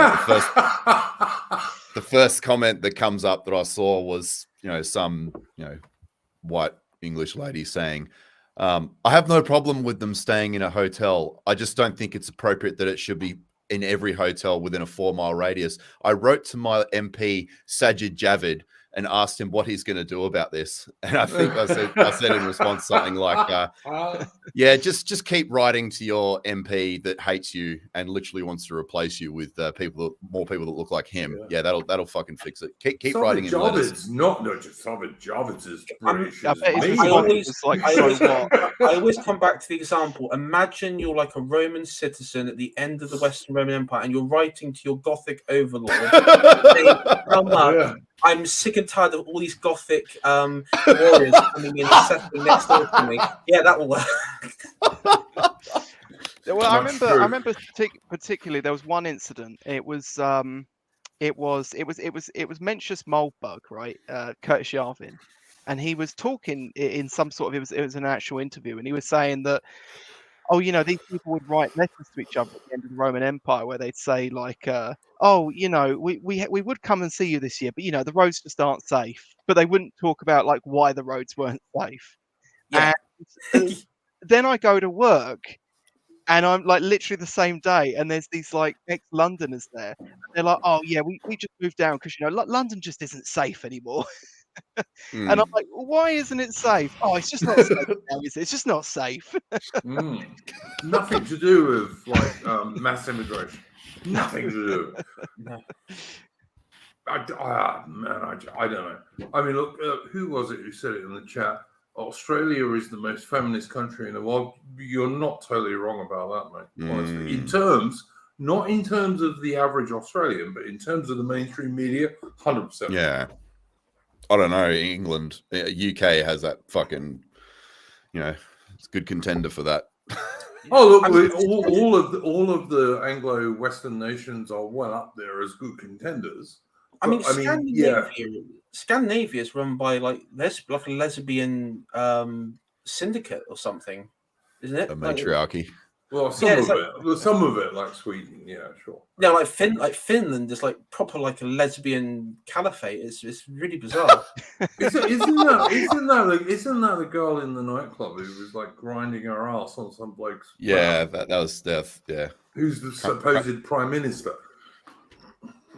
Yeah, that's right. Yeah, slapper. It's just just insane. All female cabinet. I mean, as well. It's like, I mean, like Finland, like during World War II, you were unbelievably based. I mean, what happened? I mean, how could that possibly go wrong? I don't know if you guys remember that story of the there was that corporate lady who'd been a CEO for a couple of massive corporations, and she decided to go her own way and start her own co-op with women only, and it was like a female only corporation. And it lasted about 6 months because by the end of it, they were all undermining each other. They all hated each other. And as soon as any like male walked into the building, you know, someone who's coming in for a meeting or someone who's delivering a package or something like that, the girls would literally start like, fighting each other to get his attention. It basically just evolved into, complete estrogenic violence. So, and then she dissolved it, and then her lesson from that was you cannot have an all-female corporation because it just they do not fucking function in groups. I know this sounds really nerdy, but if you heard the video game Fallout, I imagine some people in chat might have heard of it. There was it's like all these underground vault experiments, and there was one like vault where it was called Vault 69 or something like that, and it was basically the whole vault would be filled with women and there'd be one man in there. And those sorts of stories when you hear about like all female like companies and everything, because of course in that scenario he was basically killed by the women because they just tore him. tore him apart. That's kind of familiar. You hear about those sorts of things. Up until recently, my workplace was kind of all female, near enough. There was like, majority, and I wouldn't say it was like attention, but there was definitely like the bullying. Female bullying is very unique. It's a very unique thing. Women always hate other women, always. Especially older women and younger ones, like when there's like a large jealousy. Jealousy. It is really it's really something else. Yeah, and what Royal Biscuits is saying there, I think we were talking about that on Man's Hour the other day, which is he brought it up. Yeah, because basically the men would get dropped off on the island, and women would get dropped off on theirs, and the men instantly just like sorted each other out and knew what to do, and everyone had a job to do straight away. Whereas the women spent all of their time, you know, debating and bickering over who should do what and who should be in charge of what, and nothing got done. And that transfers across everything. I mean, like I can't imagine how it works in a workplace. How does it even function? Because they can't arrange themselves into hierarchies like men can, because men just do it instantly, like unconsciously they arrange themselves in a hierarchy. I don't know about you, Chris. I've worked for a woman, like when I was 18, I worked for a woman, and she was so fucking petty that even though it didn't matter in the least when I had my tea breaks, she made sure I couldn't have because my dad got me this job and he was working at the same firm. And she was so fucking petty that even though it didn't matter in the least to my job what time I had my tea break, she made sure I couldn't have my tea break at the same time as my dad. As like, I think I was 17 at the time, you know? This is what women are absolutely like. Because they just don't see anything, you know? Like if it had been the other way around and she just said, "Oh, I want to go and see my mum," I'd have just said, "Yeah, all right, you have your tea break whenever you want your fucking tea break. Who cares?" You know? I've just opened my work's WhatsApp group because I've had to mute it because it's literally just women bickering. So it was like, and all they're bickering about is like who hasn't filled this out, who's been accused of bullying in the office, and it's like, you know, I have become so more sexist while I'm entering the workplace than I would have done in any other circumstance. And yeah, well, I got exposure to that with my wife doing, like, because they had the same thing to coordinate between group practice midwives, so they control their own hours, and they also help each other out. You know, if they've been at a birth for 24 hours or whatever, and they need someone to help take over. So there's a lot of this sharing of responsibility between them, like for women giving birth and all that sort of stuff. And yeah, it's exactly as you'd imagine. It's a group of 8 of them or something in this WhatsApp group chat, and you're just reading it as like, these are so passive aggressive. I can't even fucking fathom it. Like every message is somehow passive aggressive and underhanded. It's just like, fuck, this is so toxic. I tell you, Chris, this is why I think people like Red Hawk actually have a point. I really do. It's because once you get to know women, and like I'm older than you, mate, by a fair bit, but like you're not like a dude in his early 20s, like a lot of people are on the DR. But once you get to know women and you realize the way they think and do things, and all right, there are exceptions, of course there are, but in general terms, then a lot of the stuff that Red Hawk and people like him say actually makes quite good sense. My favorite one from like my female colleagues, especially when they talk about their partners, is, oh, they just don't know how to communicate. They just don't know how to communicate. But women just like making like cooing and they like noises to each other. They're not really communicating. They're just making silly noises. I mean, it's just drama. They just love drama and everything, and it's just so tedious. It's really, really boring. I mean, look, they're not communicating.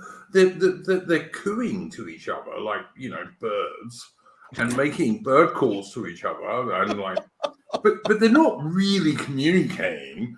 It's just like making a noise. I say, don't get me wrong. I'm not like some incel chap who can't accept that that's how I understand this is like how the feminine mind works, and I don't want to change that. I don't want to usurp that. I don't want to alter that in any way. I just don't want to deal with it. That's all right. Not at work. No, I will. Like I haven't worked for a woman for years, and I never would now. Just no. I just said no. I wouldn't know. So like I'll deal with as a compromise. I will deal with it like for one day a week or something. Oh, my boss is a woman, and she takes everything personally, and she's just passive aggressive. It's really tiresome. I'm really glad she lives like halfway across the fucking country, and I just don't answer the phone when she rings up. But yeah, I mean they make plenty of noise when they're talking to each other passive aggressively across the office, and you kind of sit there like you're part of you're the film crew on Animal Planet, just like observing. So Duke's taking it to the absolute extreme, because I mean they do communicate with each other. It's just that their voice is a lot more melodic, and it undulates a lot more, but they do communicate. They're not just no, they make noise to each other. They do. They sing to each other, but they don't actually like communicate solutions or anything. like that. No, because they're they're just not making noise. When they're talking to each other. They're not talking in the rational, reasonable realm. They're talking to each other like birds. They're just assessing each other's sort of social standing, and trying to justify their own social standing all the time. So it's just this social, I don't know what you call game. It's a social game. Yeah, that they just play. Especially constantly. with the younger and old. In my workplace, that definitely happens with like younger and older ones. I mean, like the youngest one we have there, she's like 19, 20. She's like an intern sort of thing going on. So yeah, it's and then there've been some that have been really horrible to her, and they do like the whole high pitch thing. Well, is she cute? Is she cute? AI. Well, yeah, she is. She's quite friendly with me. I and kind of thought she might be. In the chat said, "You don't have to deal with it. Just make noise around them, and they're happy." And stuff like that. I have discovered if you agree with everything when they come to you and they have a venting session, just agree with what everything they say, and then say that yes, you're in the right, and everyone else has been horrible. Yeah, you're not allowed to at all at any point offer any solution or do any reasoning, because they don't want that. They just want you to listen and agree. So yeah, that's why. I mean, I managed to get myself out of trouble with that strategy, because I walked into the office and one of my managers, who's a woman, was saying to the other girls in the office, she was going, I didn't know that in Switzerland they only gave women the vote in 1972 or whatever it was. And I literally just walked through the door and I just kind of dropped my shit on the floor and said, well, that was a fucking mistake, wasn't it? And that earned me a slap in the arm, for which I just said, I'm joking, and then just ummed my way out of everything after that. And it was all just forgotten within about 30 seconds. 100%, mate. Fucking... Ataman, but they remember that shit for years. Yeah, they remember. Yeah, they'll probably keep bringing it up at some point, but they've forgotten it in the short term, and that's okay. So Tomb Armenia says men just get on with it, and I'm reminded. I talked about this on Red Hawk Sing as well. I came across this video. It was like some promotional video of an all-women's roofing crew in America doing those real light, those real light. Fake slate looking tiles that they nail on. So they're not heavy at all. But anyway, it was one roof, and I shit you not, there would have been like 15 fucking women on the roof, which is already 3 times too many people that you should have on a roof. They were all wearing harnesses, so they're all having to like constantly unclip their rope to step past each other and all this shit. And it was saying in the promotional video that it was started by some woman who wanted to prove that women can do anything that men can do. And I was just thinking to myself, 3 times the numbers. And I was also thinking, okay, well, all right, work with me for a week and let's see how you go. But the main thing I was thinking of was like, if you want like a medal for doing the bare minimum of just being employed as a roofer, like that's literally just the bare minimum. Like we do not fucking give a shit if you're a roofer. Like we don't care that we're roofers. We just get the fuck on with it. Like we don't want any praise for fucking just doing the job. Like fucking shut up.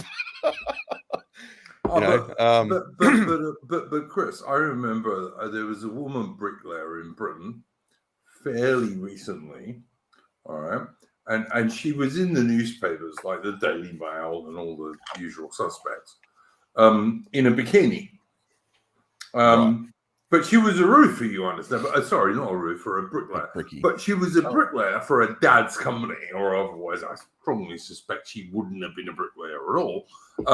But she was in there in a bikini and saying, "Men are so sexist about me because actually I'm cute because I am in a bikini." No one made her do a bikini photograph, Yeah. She's just a chick, and like chicks are vain and they want to do that stuff, obviously. And that's fine. I've got no problem with that. But then don't pretend you could do a bloke's job. And because blokes say you can't do that job, it's because you appear in bikini photographs that you wanted to do. It just irritated me because it's like you're spending your entire time being and doing something as a psychological reactant to whatever men do or say. So if you're basing your entire fucking job and activity based around the fact that you can do what men can do, it's just like fucking do something else. Like do something else with your time. Yeah, it's kind of literally slave morality as well, like constantly reacting off of another group all the time. Yeah. Yeah, I don't know. It just rubbed me the wrong way because being a roofer as well, and then just like seeing that, I'm like, oh, you fucking idiots! You've got no idea. I mean, I tell you what. Look, if I was a bloke and I wanted to set up a really popular roofing company, I might possibly, I don't know, get like 25 female roofers who did all their roofing in bikinis, and you might make some money from that. I don't know. No, part of the problem. No, I would, but come on, Chris. You know some people would do that. To like the distraction level. Keep them out. I'm not suggesting they would do the real job. I'm talking about a bit like, women working in car washes and bikinis and this kind of stuff. We did have one roofer that worked with us that was a woman. She was hopeless and she was fucking insane. She caused problems with every single roofing company she worked for because she'd get sacked from everywhere or she'd just not turn up to work sometimes and then go on to the next group. So I didn't give her a chance. Well, I gave her a chance once. I gave her, I said, come and help me with this job tomorrow. And it was, I'd never employed her before. And then, she just didn't show up, didn't answer her phone. And at the time, she was the only labourer I knew up here because I'd only lived up here for not very long. And I hadn't met any other labourers that were available. But and then, I'd heard that she'd gone around to all these different roofing companies and, shagged one of them and then ran away and moved to the next company. And so it's like they're all the same when they go into those sorts of jobs. It's that kind of person. A woman is always, if she can keep her job by shagging the boss, she'll shag the boss. Always. Almost always. As long as the boss is not too ugly and rich enough. Well, the last I heard was that they were working basically about 15 hours a week, but she was signing off 40 hours a week and getting paid for 40 hours a week. Well, there must be a fair number of blowjobs in that one. Yes. But yes. Fellatio. I mean, women are always the same, man. They're always the same. I mean, at that point, you might just go back to the Victorian period of where just have white prostitution at that point, because that's what it comes down to. Yeah. I mean, I had a joke with one of the, I think it was the intern I was talking about. She just said, "Well, I can just make more money as a prostitute." I mean, why shouldn't I go work as a strip club or something? Go and do that. I mean, on the financial side, I guess I didn't want to go on the sort of philosophical side with her and work because HR department and everything. But you get the that is sort of where she's sort of angling, and one could argue it's the sexualization. There's this sort of feminist, the female liberation movement. It's kind of not. It's changed, but it hasn't really changed because if that makes sense, it's politicized, just not like the oldest industry in the in the world. Yes. Wow. The oldest profession in the world. Yeah. Well, here's the other thing too: is they do like to bring up the the late Georgian, early Victorian area where they were saying that in London, I think it was upwards of 50% of women were involved in some form of prostitution or another. But I mean, is that any different now? Because what they categorized as a concubine back in the day was just cohabiting unwed women.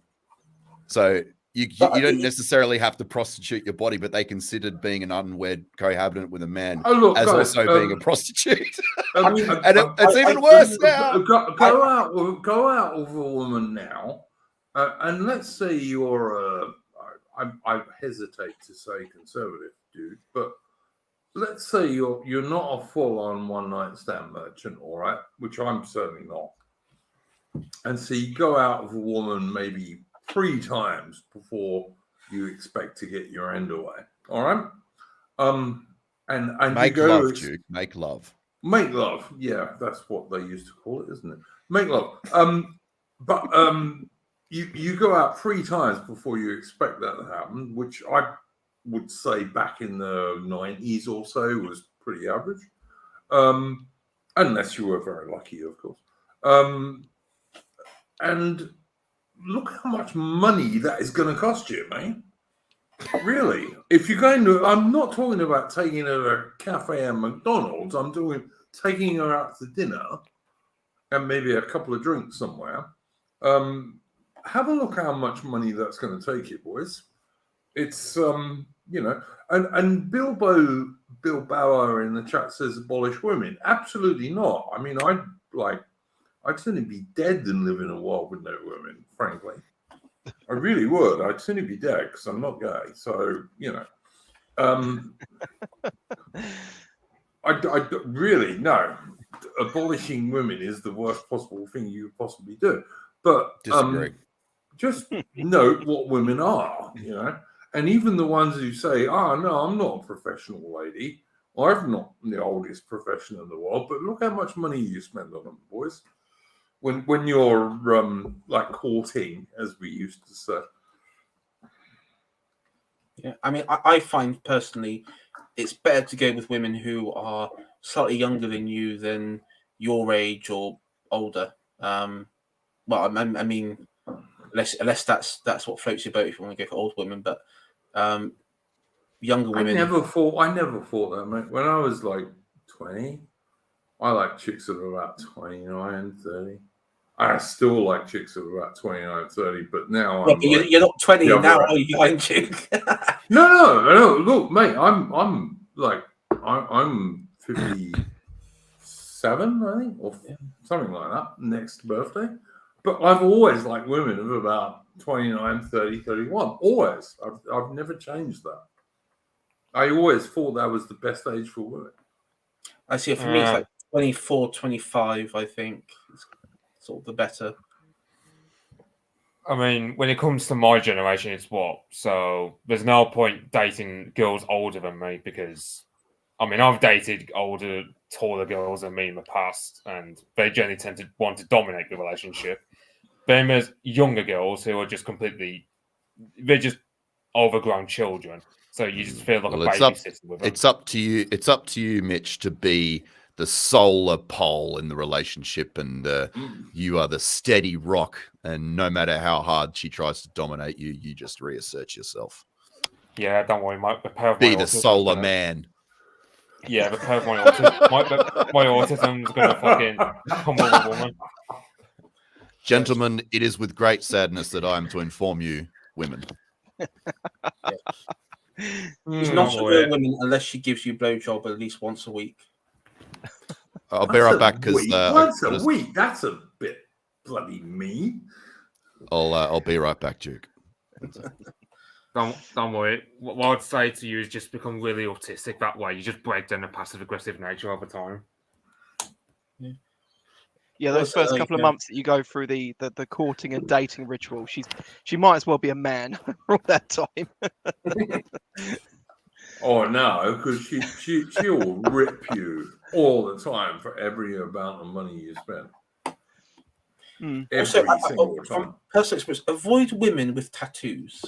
That's another one. Generally. And it's very hard because a lot of women today will get tattoos. Look, you can put up with a tramp stamp because they all have them. But generally, I'd agree with that. Well, unless you take like the solar sort of position, like solar mask, you just say to her, "No, I want you to remove it for me. Remove it now." You know. Yeah, I I only go with pubic hair on that one, but yeah. Oh God. Always and immediately and totally. But yeah, that's just me. But yeah, you look, women have tramp stamps. I mean, like, really, guys, get over it. No. I've never dated This one with a tramp stamp ever. No, this is a hill to You die haven't? on. Tattoos. Oh, No. I mean, almost every woman has one now today. No, there's loads that haven't. Really? I haven't noticed. Yeah, the commonality of tattoos is a little overdone. Well, yeah, it is, but I'm talking about tramp stamps in the small of the back. I haven't really seen loads of chicks not having those, I've got to say. I mean, maybe I'm just hanging out with like slags and stuff, so I don't know. Yeah, maybe I am tattoos, too. I've just never dated them. Maybe I have like a poor quality. I'm surrounded by poor quality women. I did actually once know this really beautiful, like, she was about 5'1" and a psychologist. And her whole back was this gorgeous Japanese dragon, which must have cost her thousands of dollars, Australian dollars, because she was an Aussie chick. Was she white? Oh yeah, absolutely, 100% white. But she was a weeb. No wonder you liked her. No, she wasn't a weeb, actually. She was really strange, man. She was really strange, but she was very cute, I gotta say. And even the dragon tattoo was cute. And I don't like women with tattoos, generally speaking. See, I mean, the only tattoo that I can forgive was one girl she had, which was like it was like Latin, and I was like, okay, that's kind of acceptable, I guess. I guess it depends what it is in Latin. Did you know what it said? I think it was. It was. Don't tell me. Seize the day. It was like, I think it was like Love Conquers or something. I don't know. It was something like that. Oh, okay. Fair enough. Something like that. Okay. Well, fair enough, I guess. You know, something like love, something like that. You know, I don't know why Latin. I don't mean she asked me. I said, "Well, you got Latin, like Cyrillic, Aramaic, if you want to be a bit risky." And I mean, I did sort of hint, say maybe not get a tattoo. Just an idea. Like, why do you need a tattoo? Yeah, look, I'm. Your body's a temple. You're ruining it. Yeah. Mate, I'm an ex-army guy, and I don't have any because my granddad always said don't get any, so I didn't. Simple as that, really. And my granddad had loads, by the way, because he got them in India and what have you over a long time. So like in between the wars, my granddad was a long time ago. He was born in 1908, but like he always said, "Don't get tattoos." So I never did. All right, I'm back. What did I miss? Oh, we're talking about chicky babes and tattoos, man. Yuck. Yeah, that's kind of what we were saying, really. Although I was suggesting, like, if a girl's got like a tramp stamp, there's so many girls got tramp stamps these days. You should probably a tramp stamp on the lower back. I mean, I couldn't give a shit about that. But when we're talking big thigh tats and big arm tats and stuff, nothing drops a 10 down to a 5 quicker than a fucking leg sleeve. Oh yeah, for sure, man. Yeah. Why does any woman get a tattoo on her legs? I have never understood this. The two places women should never ever get tattoos is on their legs or on their tits. Never do it. I don't know. I guess it's trendy. But it just as you said, Chris, it lowers your value. It does. Oh, they're so gross, especially if they've got naturally pale skin. Oh, God. Yeah. I mean, I don't care if a chick's got a little tattoo on the small of her back, to be honest. I don't. But don't get one on your tits. Don't get one on your legs. People can see your legs. People can see your tits if you wear a low-cut dress. Why would you do such an idiot thing? Yeah. I mean, I say the same thing about most blokes getting tats as well, especially if they're just like getting tattoos for the sake of getting tattoos and they look cool. It's like, Yeah, that is a don't stupid disagree. fucking reason. Mate, I haven't got any because I was just saying before you came back on, my granddad, who had quite a few tats because he went to India in the 1930s and all around the place in the British Army, he had quite a few tats. But my granddad always said, when I was a little kid, don't get any tats, mate. Hmm. And I never had one. And the trouble is with these women is when they get older, like when they in the 70s and 80s and everything, the skin, you end up becoming wrinkly and your skin. It looks fucking stupid. Yeah, it just looks weird and gross and like a mole rat. It's like ugh. Like I said, if some woman's got some little tramp stamp in the small of her back, I ain't gonna care about that because so many women have those today. I don't care, but absolutely, as Chris said, don't get tats on your legs. Don't get tats where people can see them when you're dressed. Just don't. I mean, the other thing that has been in the news recently, which is sort of similar to this, is like the women at gyms. The whole like, oh, these men are staring at me because I'm wearing really thin leggings and everything. It's like, well, yeah, because you everything's showing. Yes, I can see your anus. Yeah. But I was watching a video actually of a woman doing squats in the gym, and she got kind of stuck at the bottom of the rep, and she didn't have the set up. And no one helped her. Yeah, she was calling for help, and everyone was like pointedly ignoring her. And some of these chicks today, like white chicks, have these enormously fat asses. What white woman thinks that men like enormously fat asses? The only people who do are Africans. Negrification. Yeah, I got a Julius Evola. I mean, don't get me wrong. I like women who have women's asses rather than teenage boys' asses, which is what the fashion gurus used to like.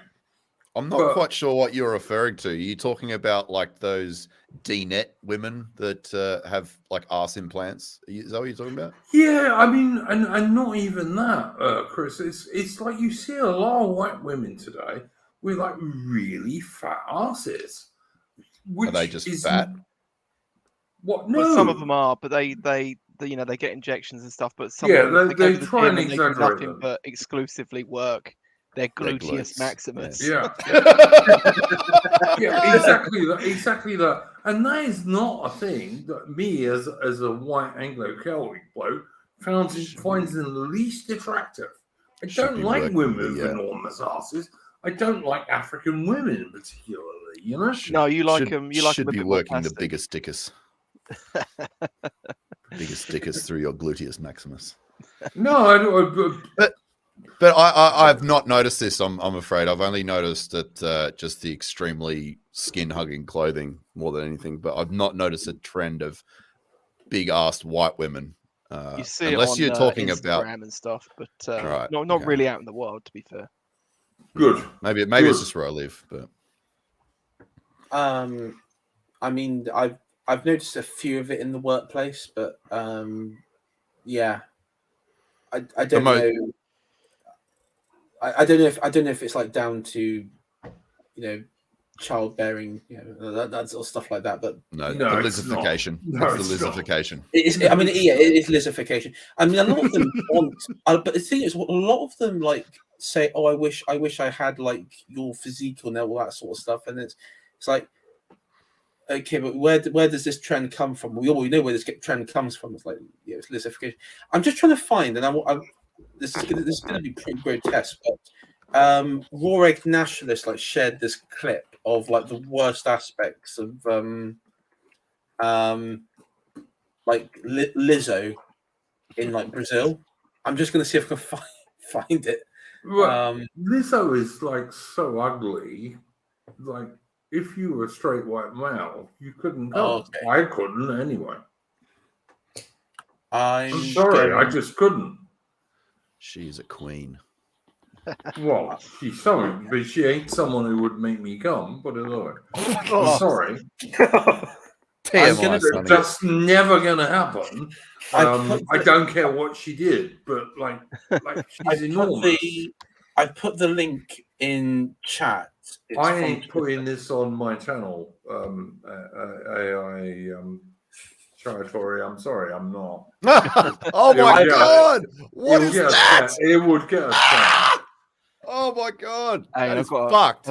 I've got to see this Oh, just that's out of planet. morbid curiosity. Oh, that is revolting. Do go and check it out, but I'm not putting this on the channel because we Put it get in the- banned. If you put it in the chat, other people can see this because. Yeah, but This- we'd get this banned, is- Chris. No, you won't get banned for that. In the You chat, don't reckon? You I don't reckon? tell you what, if people go on Twitter, if they go to like Raw Ignatius, they can watch it there. But oh good god, oh what the fuck? No, I'm sorry, I can't put that on my channel, Chris. I beg your pardon. it's like You won't get If banned that for would it. get. You don't reckon? Why? No, because it's not nudity. well, it might as well No. it might be, to be honest. But I mean, All right, if I get banned, I'm going to blame you for. No, not don't worry telling about me it. that. Just don't worry about it. blame Don't worry me, about it. bring it up. But Pull that shit up, Jamie. all that- Yeah, I'm sorry. That's No. not pretty. That's just not pretty. It's like I know I what's mean, pretty, and they, well, Triple I- Five says I've done worse. That is alarming. Oh, no. oh, I banned that's that man. enough, Get man. his subversive influence out of it. Yes, I've never done anything even approaching that. I think there needs to be like I mean- a follow-up, like a forward version of like Bowden's, liberalism is moral syphilis. Like there's like liberalism is like just fat black asses walking like this. Yeah, but I don't think Bowden would have imagined bloody fat black horses that look big enough to be considered on a fucking ecosystem. Yeah, exactly. I'm So, I mean, sorry, like that's not female. That's like I mean, enormously ugly. Yeah, you can't even consider that human. It's probably got its own gravitational pull at this point. Jesus, I just. Spengler would have written a third volume if he'd seen that. That's all I'm going to say. All right. I'm sorry. I have to call this dude out. Silas Sodius. Nah, you're all just puffs. Love a big round ass myself. It does fuck all for me if a woman is shaped like a Bristol Rovers winger. I have no idea what a Bristol Rovers winger looks like. I like women with like cute, pear-shaped women's asses. I mean, I don't like women with enormous asses because it's ugly. That's like it's like wildebeest level though, backsides. I mean, Well, I thought it was more like a wild boar. Like it was a pregnant wild boar. I'm sorry, that ain't cute. I mean, it's just not. Is it just like shit ton of fried chicken, or is there like some like implants in there? I don't understand. I have no idea. It's There's so ugly. supposedly there's a condition that they can get in Africa, and essentially they're certain parts of their anatomy are bigger, so there's more surface area for the sun. I'm sorry. Like I'm just not gonna come if you look like that. Not gonna happen. Well, I think it's safe to say that the eugenics experiment in Brazil has failed. Moving on. Yeah, I mean that's crazy. Like I don't like women with like teenage boys' asses, which is what your fashion designers used to like, even up to today to some degree, because they're all gay. I don't like women like that. I like women with like cute, pear-shaped female asses, but I mean, anything like that stuff is just like it just makes me want to vomit. I'm sorry, it's not cute. I mean, I know this sounds like it's going to sound like against everything I say, but I want to like return to 90s like models. I want to return to 90s. If it was 1890s, I'd kind of agree with you, man. beautiful blonde models with proportionate sizing. Which Yeah, wasn't yeah. extreme in any direction. I want to return to that, but I mean, look, talk about people like Marilyn Monroe or who was that absolutely drop dead gorgeous Italian girl? I'm trying to Grace remember. Kelly was a good looker. No, well, yeah, Grace Kelly was all right. I didn't like her much. I thought she was a bit too asexual. But no, I'm thinking of the Italian dark-haired girl. It was absolutely Jennifer Connelly. No, the other one. Oh, that's one much that- older. the Much one- older. Much Oh, older. she's tribe. No, she's not Italian. The one Monica. that lost to Jennifer Connelly, and who would you do? Monica Bellucci. Monica Bellucci. Oh, Monica Bellucci is absolutely drop dead gorgeous. She is complete idiot in terms of actual brain, but to look at, yeah, lovely. I mean hard to beat. I would say though, I do have like a favorability towards the tribe women, like Jennifer Connelly, Natalie Portman. I mean, I'm sorry, but I don't know. Maybe it's Jews. Maybe it's the Jedi mind tricks or something. I don't know. Me, I like people like Marilyn Monroe and Raquel Welch, and the Italian girl. I still can't remember her name. What's Sophia Loren? Yeah, Sophia Loren. Thank you, Mitch. Sophia Loren. Nice Aryan selection there. Yeah, but just all absolutely drop dead gorgeous women. I like women like those. If you go much outside of that, I won't. And Monica Bellucci, yeah, look, I know what a wank she is in real life, but yeah, absolutely drop dead gorgeous to look at. What was the other like a 90 like that actress like in the 90s to early 2000s? Rachel, what was it? Whites Weasels or what? That wasn't like the mummy. Another suspicious tribal name. Yeah. Yeah. One who was in the Mummy. The Mummy, that's right. Yeah. What, Rachel? Oh, yeah, I remember that girl. Yeah. You don't mean Rachel Wise, do you? Wise, that's it. Yeah, that's right. Yeah, Rachel Wise was never quite so curvy as some of these other girls. But I did like Agura. I thought that was that's because she managed to like embody like some like Egyptian Ptolemaic Greek physiology there. It was really that was an all right movie. I mean, she wouldn't have been my number one goal because she looks like what she looks like, but but she was all right. I know, like I said, Agura is a pretty good film on the whole. But yeah, fair enough. But on that note, though, I am going to have to head off because I've got work quite early tomorrow. So, all right, mate. Ataman, you are always very welcome on these streams, and I'm very thankful that you were on this one. Go well, mate. And take care. Yep. Talk to you later. Peace out, mate. Well, mate. He's going to go bury himself in a big fat ass. I don't think he is. I think Ataman's taste in women is much more like mine, Chris. But yeah, Sophia Loren, Prime is saying, yeah, Sophia Loren's great. I love Sophia Loren. I loved Marilyn Monroe. Bridget Bardot wasn't bad if she'd shaved. And vicar or something. Work on Sunday. That's the only thing I can. No. I'm not going to say anything because. No, don't say anything. No. But he has a 24/7 kind of job. It'd be amazing. It would be great if he was a vicar. No, I don't think he's that. Not that inclined. No, I think what he does is a bit more practical than that, to be honest. But that's just me. But yeah, I don't know. All right, guys. We've been going 2 hours. Let's I don't know. Round things up a bit. Talk about anything we'd missed. This kind of thing. And I'll start with Chris this time because last time Chris was last. So, Chris, anything else you wanted to talk about, mate? Nah, I think we covered it plenty. Cool, mate. AI Tory, you? No, the only thing I'd say is go check out after the stream finishes, of course. Nathan Hood's channel. I was on there a few days ago, and Nathan's great. Nathan Hood is great.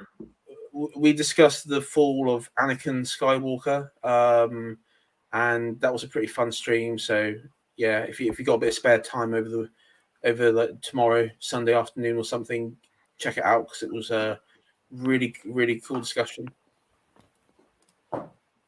Yeah, I totally agree. Nathan Hood, I think, has one of the most underappreciated channels on the right. He's a very good guy, and does some cooperations with other very good guys like Rupert August and etc. Yeah, and yeah. And he's been really killing it. Like he's been on other channels. He's been talking about mythology, both like Anglo-Saxon and Norse and everything. He's really got into that, and that's been a real treat to watch and listen to. He's told me when he does when he does Alfred the Great, he's going to get me on, which I really hope he is, because like Alfred the Great to me is the original British, not only the original English king, but also the original ideal of a king for England. You know, the guy who defeated the Norse, which no one else could do. No one else defeated the Norse except Alfred the Great.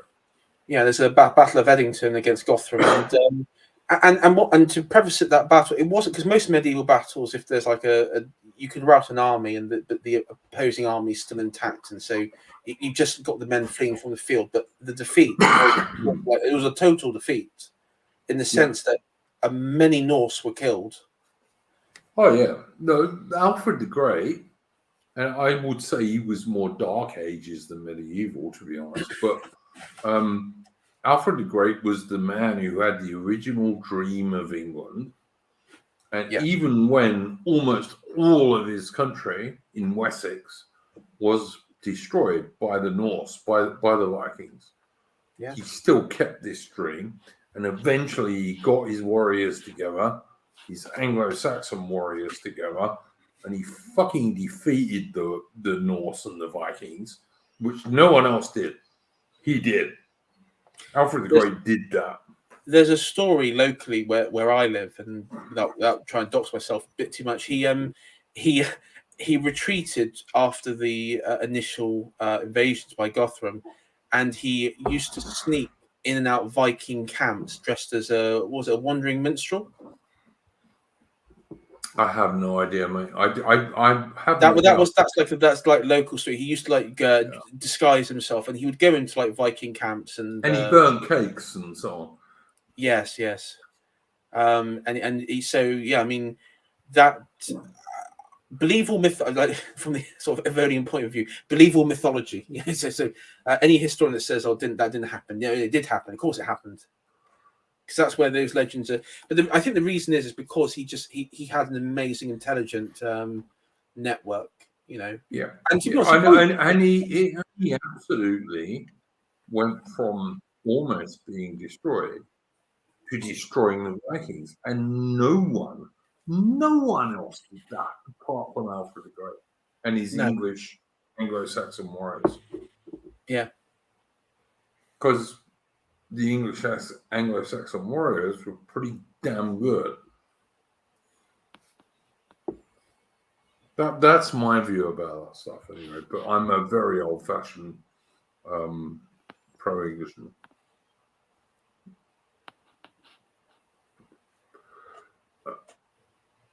Someone's got some noise going in the background, but I don't know. All right, Mitch, any final stuff you wanted to talk about? I mean, on the topic of like, I know, Alfred the Great / Anglo-Saxons. I mean, I don't know if anyone's really aware of English, which I've just been autistically looking up the past few days. I don't know if anyone in chat would be interested into that. It's just go for it. Yes, essentially just English without any foreign words in it whatsoever. Just entirely Germanic vocabulary, which some cases it is really weird, and I don't think it could work, but most of the cases I'd say it could. Like replacing theology with God law, or replacing dictionary with word. That one ain't bad. I don't mind that one. But changing physics to world stuffs, yeah. Bit harder. It's like bit harder that one. But I mean, you know, I find you quite interesting in this regard, Mitch, because you're I think it would be fair to say you're a Midlander. So you're halfway between the North FC and the Southerners, and like the common way to look at these things these days, if you're on the right, is that everyone in the South is crap, and North FC is wonderful, and you're just in the middle. So I'm reckoning you probably got a more realistic view. And before you say anything, I'd say, look, my dad's very best mates, who were almost all ex-military, were either Glaswegians or Geordies, or occasionally Mackhams. So they were all like Northern Englishmen or like Southern Scotsmen. And don't get me wrong, brilliant, great guys, and I would not say a word against any of them. But I just think sometimes this idea that everyone in the South is wanks and everyone in the North is great is a bit overdone. I mean, there were some accents named Safe that seemed funny to me, but I wouldn't say generally all Southerners are puffsters. I mean, you get the Cockneys, which I think when it comes to North FC minds and people near me, we just don't consider Cockneys as being the same as Safe FC. Whereas when we think of Safe FC, we think of people from Kent, for example, who like I've been into Kent before, and it's so sometimes like for example, you'll get people up north who will have more of a sense of okay, well, we're closer to the Germans or we're closer to the Scandinavians, so we'll talk more like them. But then you get the Kentish sort of people I've come across, or Londoners, and we're talking like middle class Londoners. They'll just speak in more high end French vocabulary when we're talking to a guy like me because I know my accent, I'm working class, etc. So they just love to talk about high end. I don't know your accent is working class. I just know you've got a Midlands accent. That's all I know. I mean, the middle class around these parts won't have my accent. How many lingos do you speak, man? I mean, it varies degree to degree. I mean, I know what, but it's at least half a dozen, isn't it? I mean, you've got German. I had to learn French in year 6, but I hated French, so I'm not going to claim that. German, Spanish, Russian, Hungarian. I mean, I had to speak Hungarian because my next door neighbor was a Hungarian, so it's like, and then I don't even have Old English in Kent because I know Old English to the point where I can read like a Dutch article or Norwegian article at least like 20%. Without failures and misunderstandings. Mitch, look, you can turn around and say you're a working class bloke if you like, but like you speak somewhere between 5 and 9 languages. So, and I got really bad schoolboy French. I got really crappy Zulu, and my Afrikaans was never better than absolute shit. So don't take any notice of that shit, mate. Really. Trust me, I'm a working class guy myself, but I've got a relatively realistic view of what these people are trying to say. You know?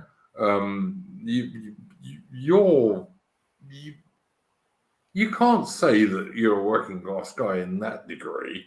I mean, you can say you could be culturally, but like, fuck me, like hardly anyone speaks, I don't know, 7 to 9 languages. All right, I got to go, chaps. Speak soon.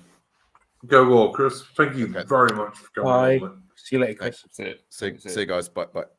Thanks, Chris. Of course, I have a very good working class accent. You have a very good middle class accent, mate. I'll give you that. Oh, do I? I had a terrible regional accent, West Country accent, and when I went to school. It was forced out of me. So are you like Devon Cornwall stories or Cornwall, Devon Cornwall. Oh, cool, man. The Cornwall is beautiful. I love. I'm from Cornwall. Yeah, Cornwall. Yeah, that's right. And the accents down. It's really funny because I went to a private school.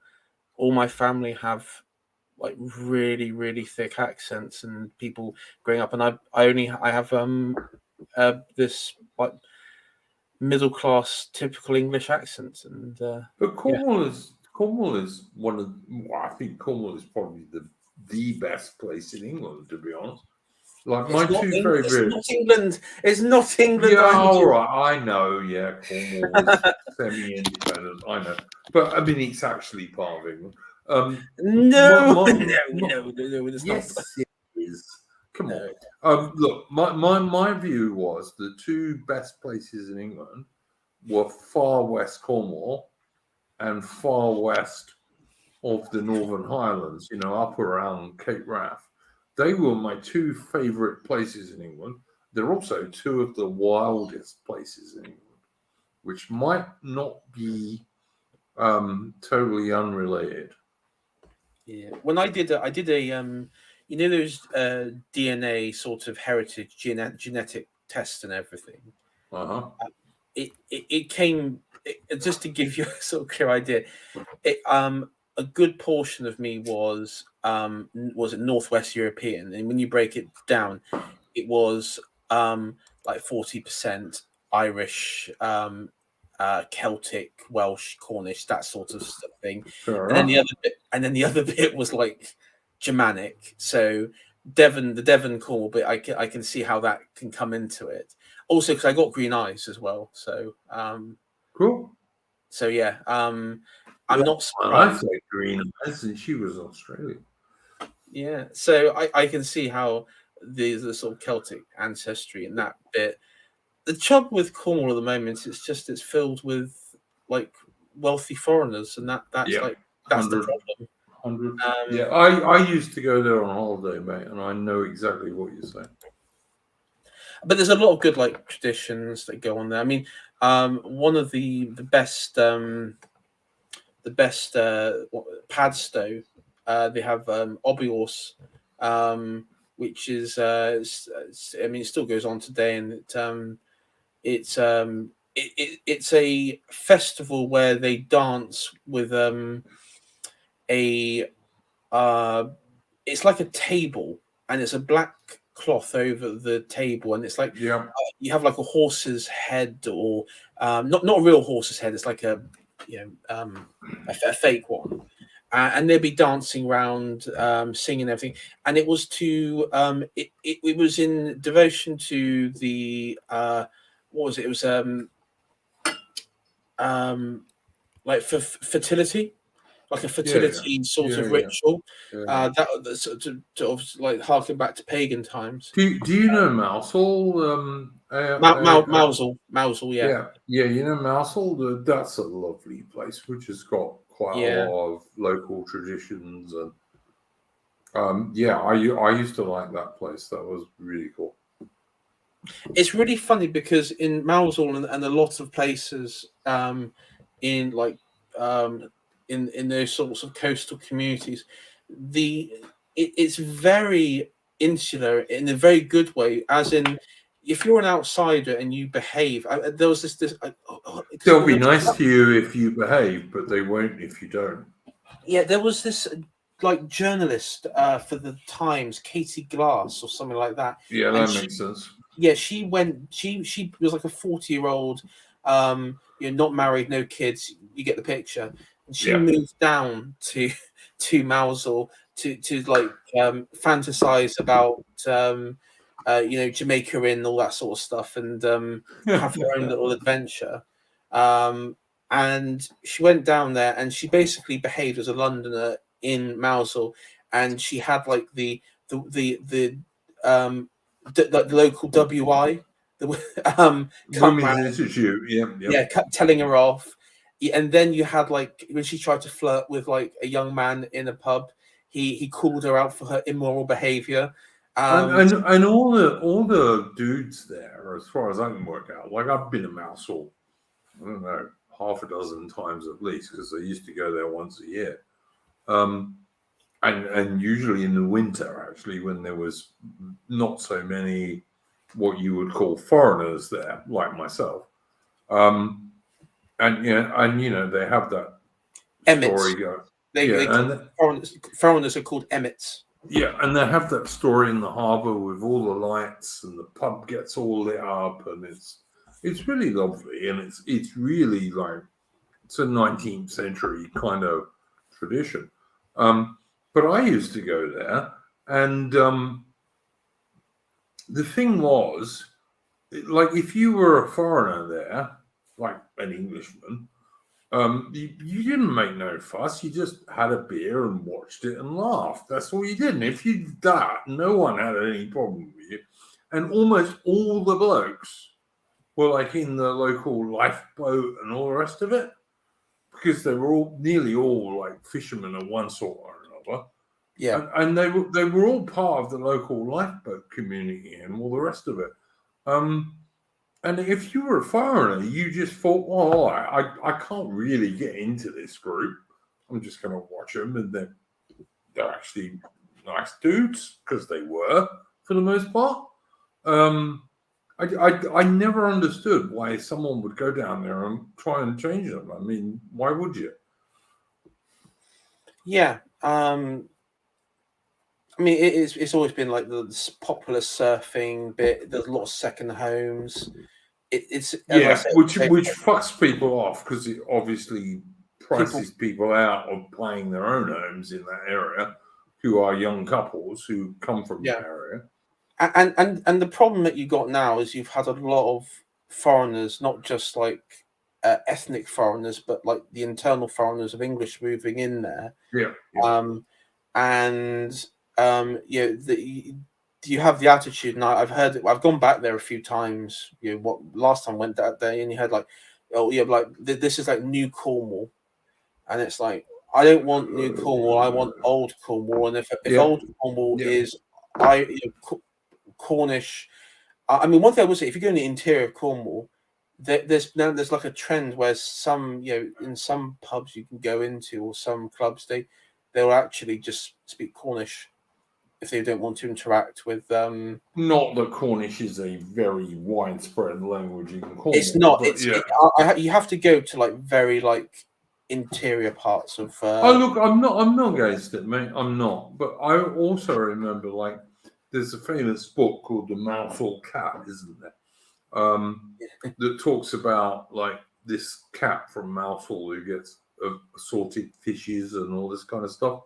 And my son loved that bloody book when he was a little kid. Yeah. And I bought it in Cornwall for him, and you couldn't at that stage buy it anywhere else. You just had to go down to Cornwall and buy it. But like I said, I used to go to Cornwall like almost every winter. And I sometimes went in the summer or spring, but I mostly went in the winter, because if you went in the winter, there were not many foreigners there, which I always preferred, because, like I said, it's a wild. You know this better than me, mate.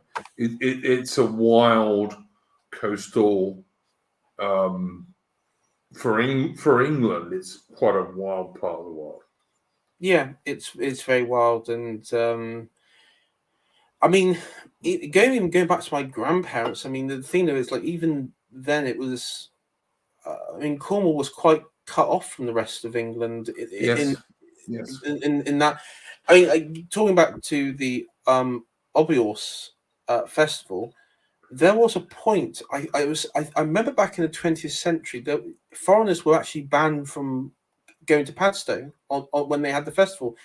only people who live, not, even if you came from another part in Cornwall, like we wouldn't have been able to go there because we didn't live there in Padstow. Cool. But you couldn't attend. It was like, no, this is just for locals. Cool. I mean the joke was that the Wicker Man was slightly loosely based off Padstow.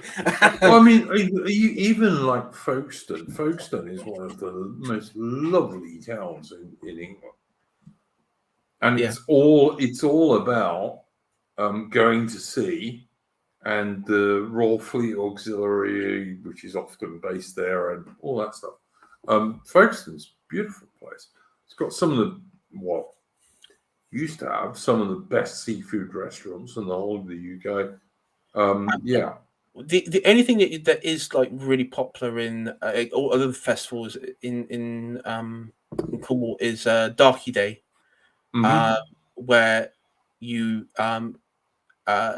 blacken, I guess blacken up, not blacken up in the, not for like the racial sense. There's actually the origin of it is rather sort of lost to time.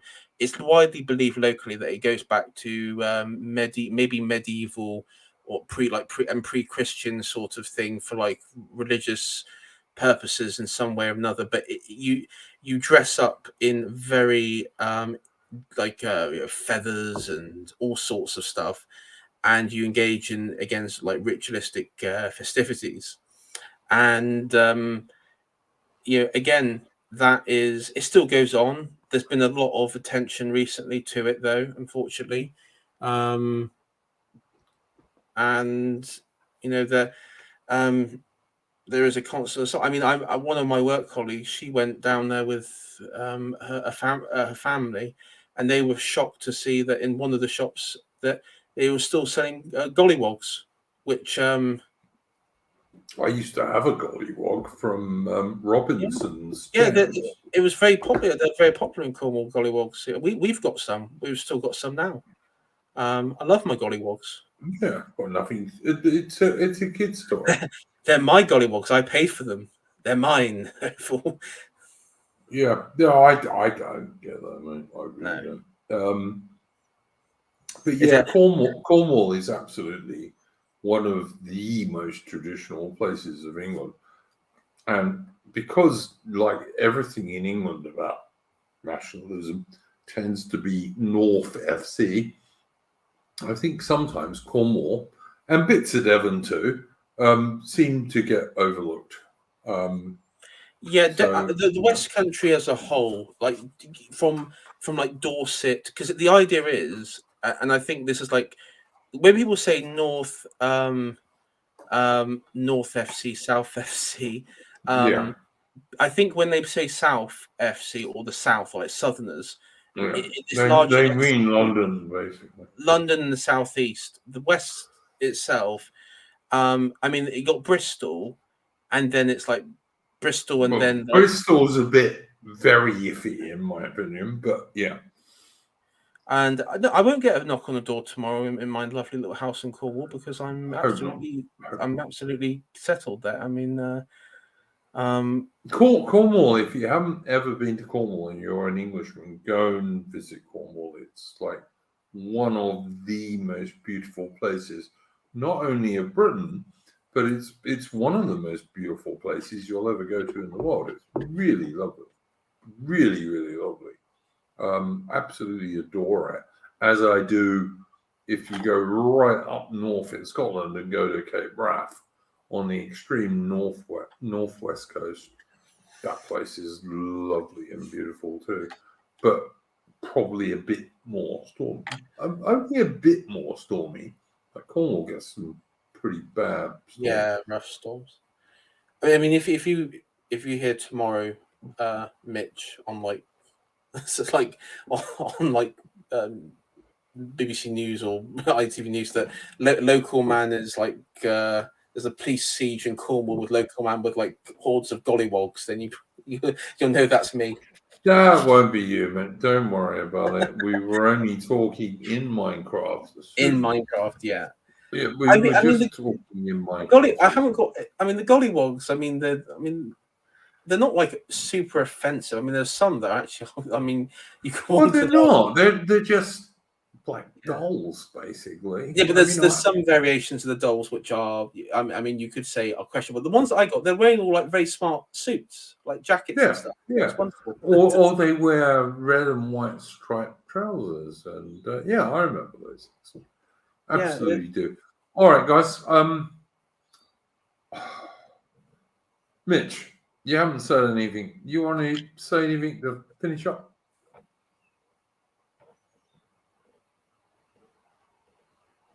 Mitch, want to say anything to finish up?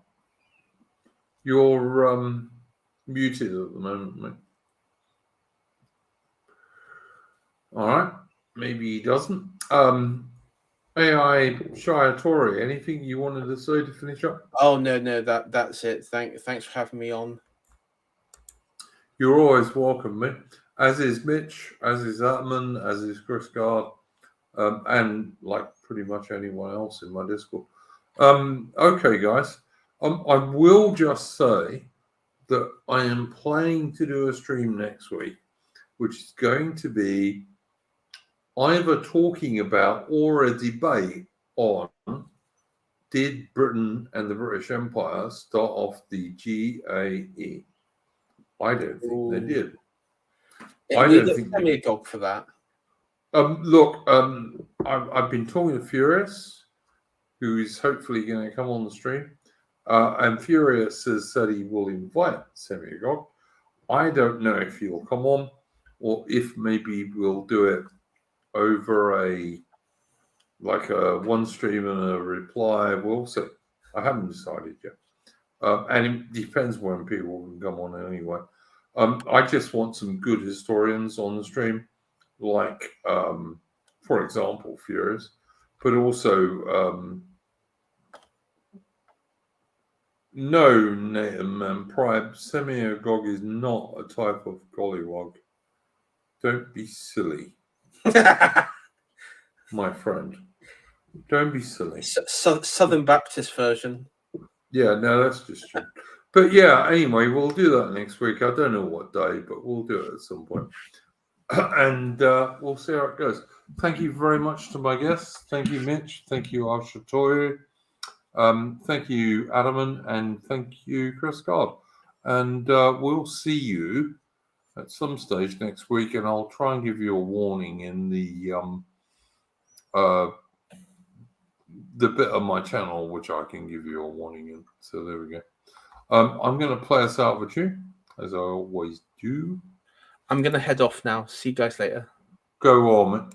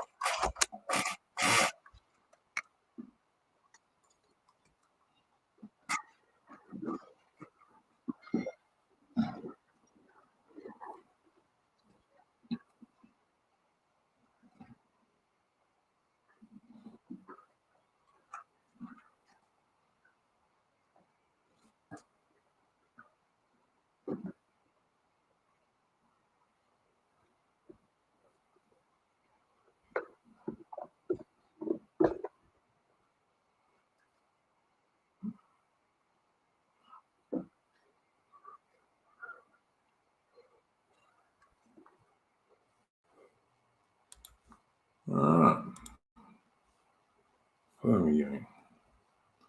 Ba-dum-bum-bum. How do I do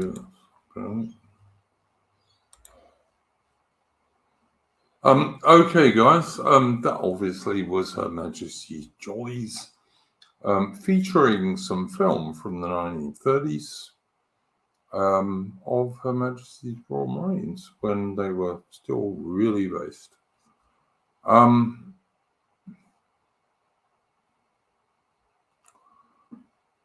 Bilbo Vilbert says, you still have your audio on instead of the song due. All right, if I fucked it up, mates, I'm sorry. I can only do what I do. Thank you very much for all the guests on this evening. Mitch, obviously.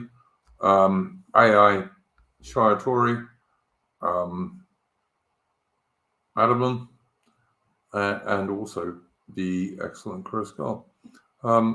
Like I said, look out for a stream next week, which is going to be talking about, was Britain and the British Empire really the start of the game? Which I can tell you in advance, I don't really believe.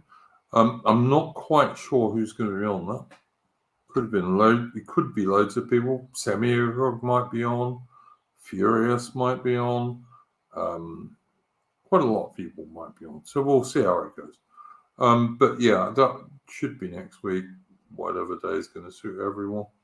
And apart from that, we'll be back next week with Splendid Isolation 109 for all team, which is, I couldn't believe when I started this stream off that we'd get up to 109 streams, but we'll see. So anyway, guys, go on. Take care. And never surrender. Take you later.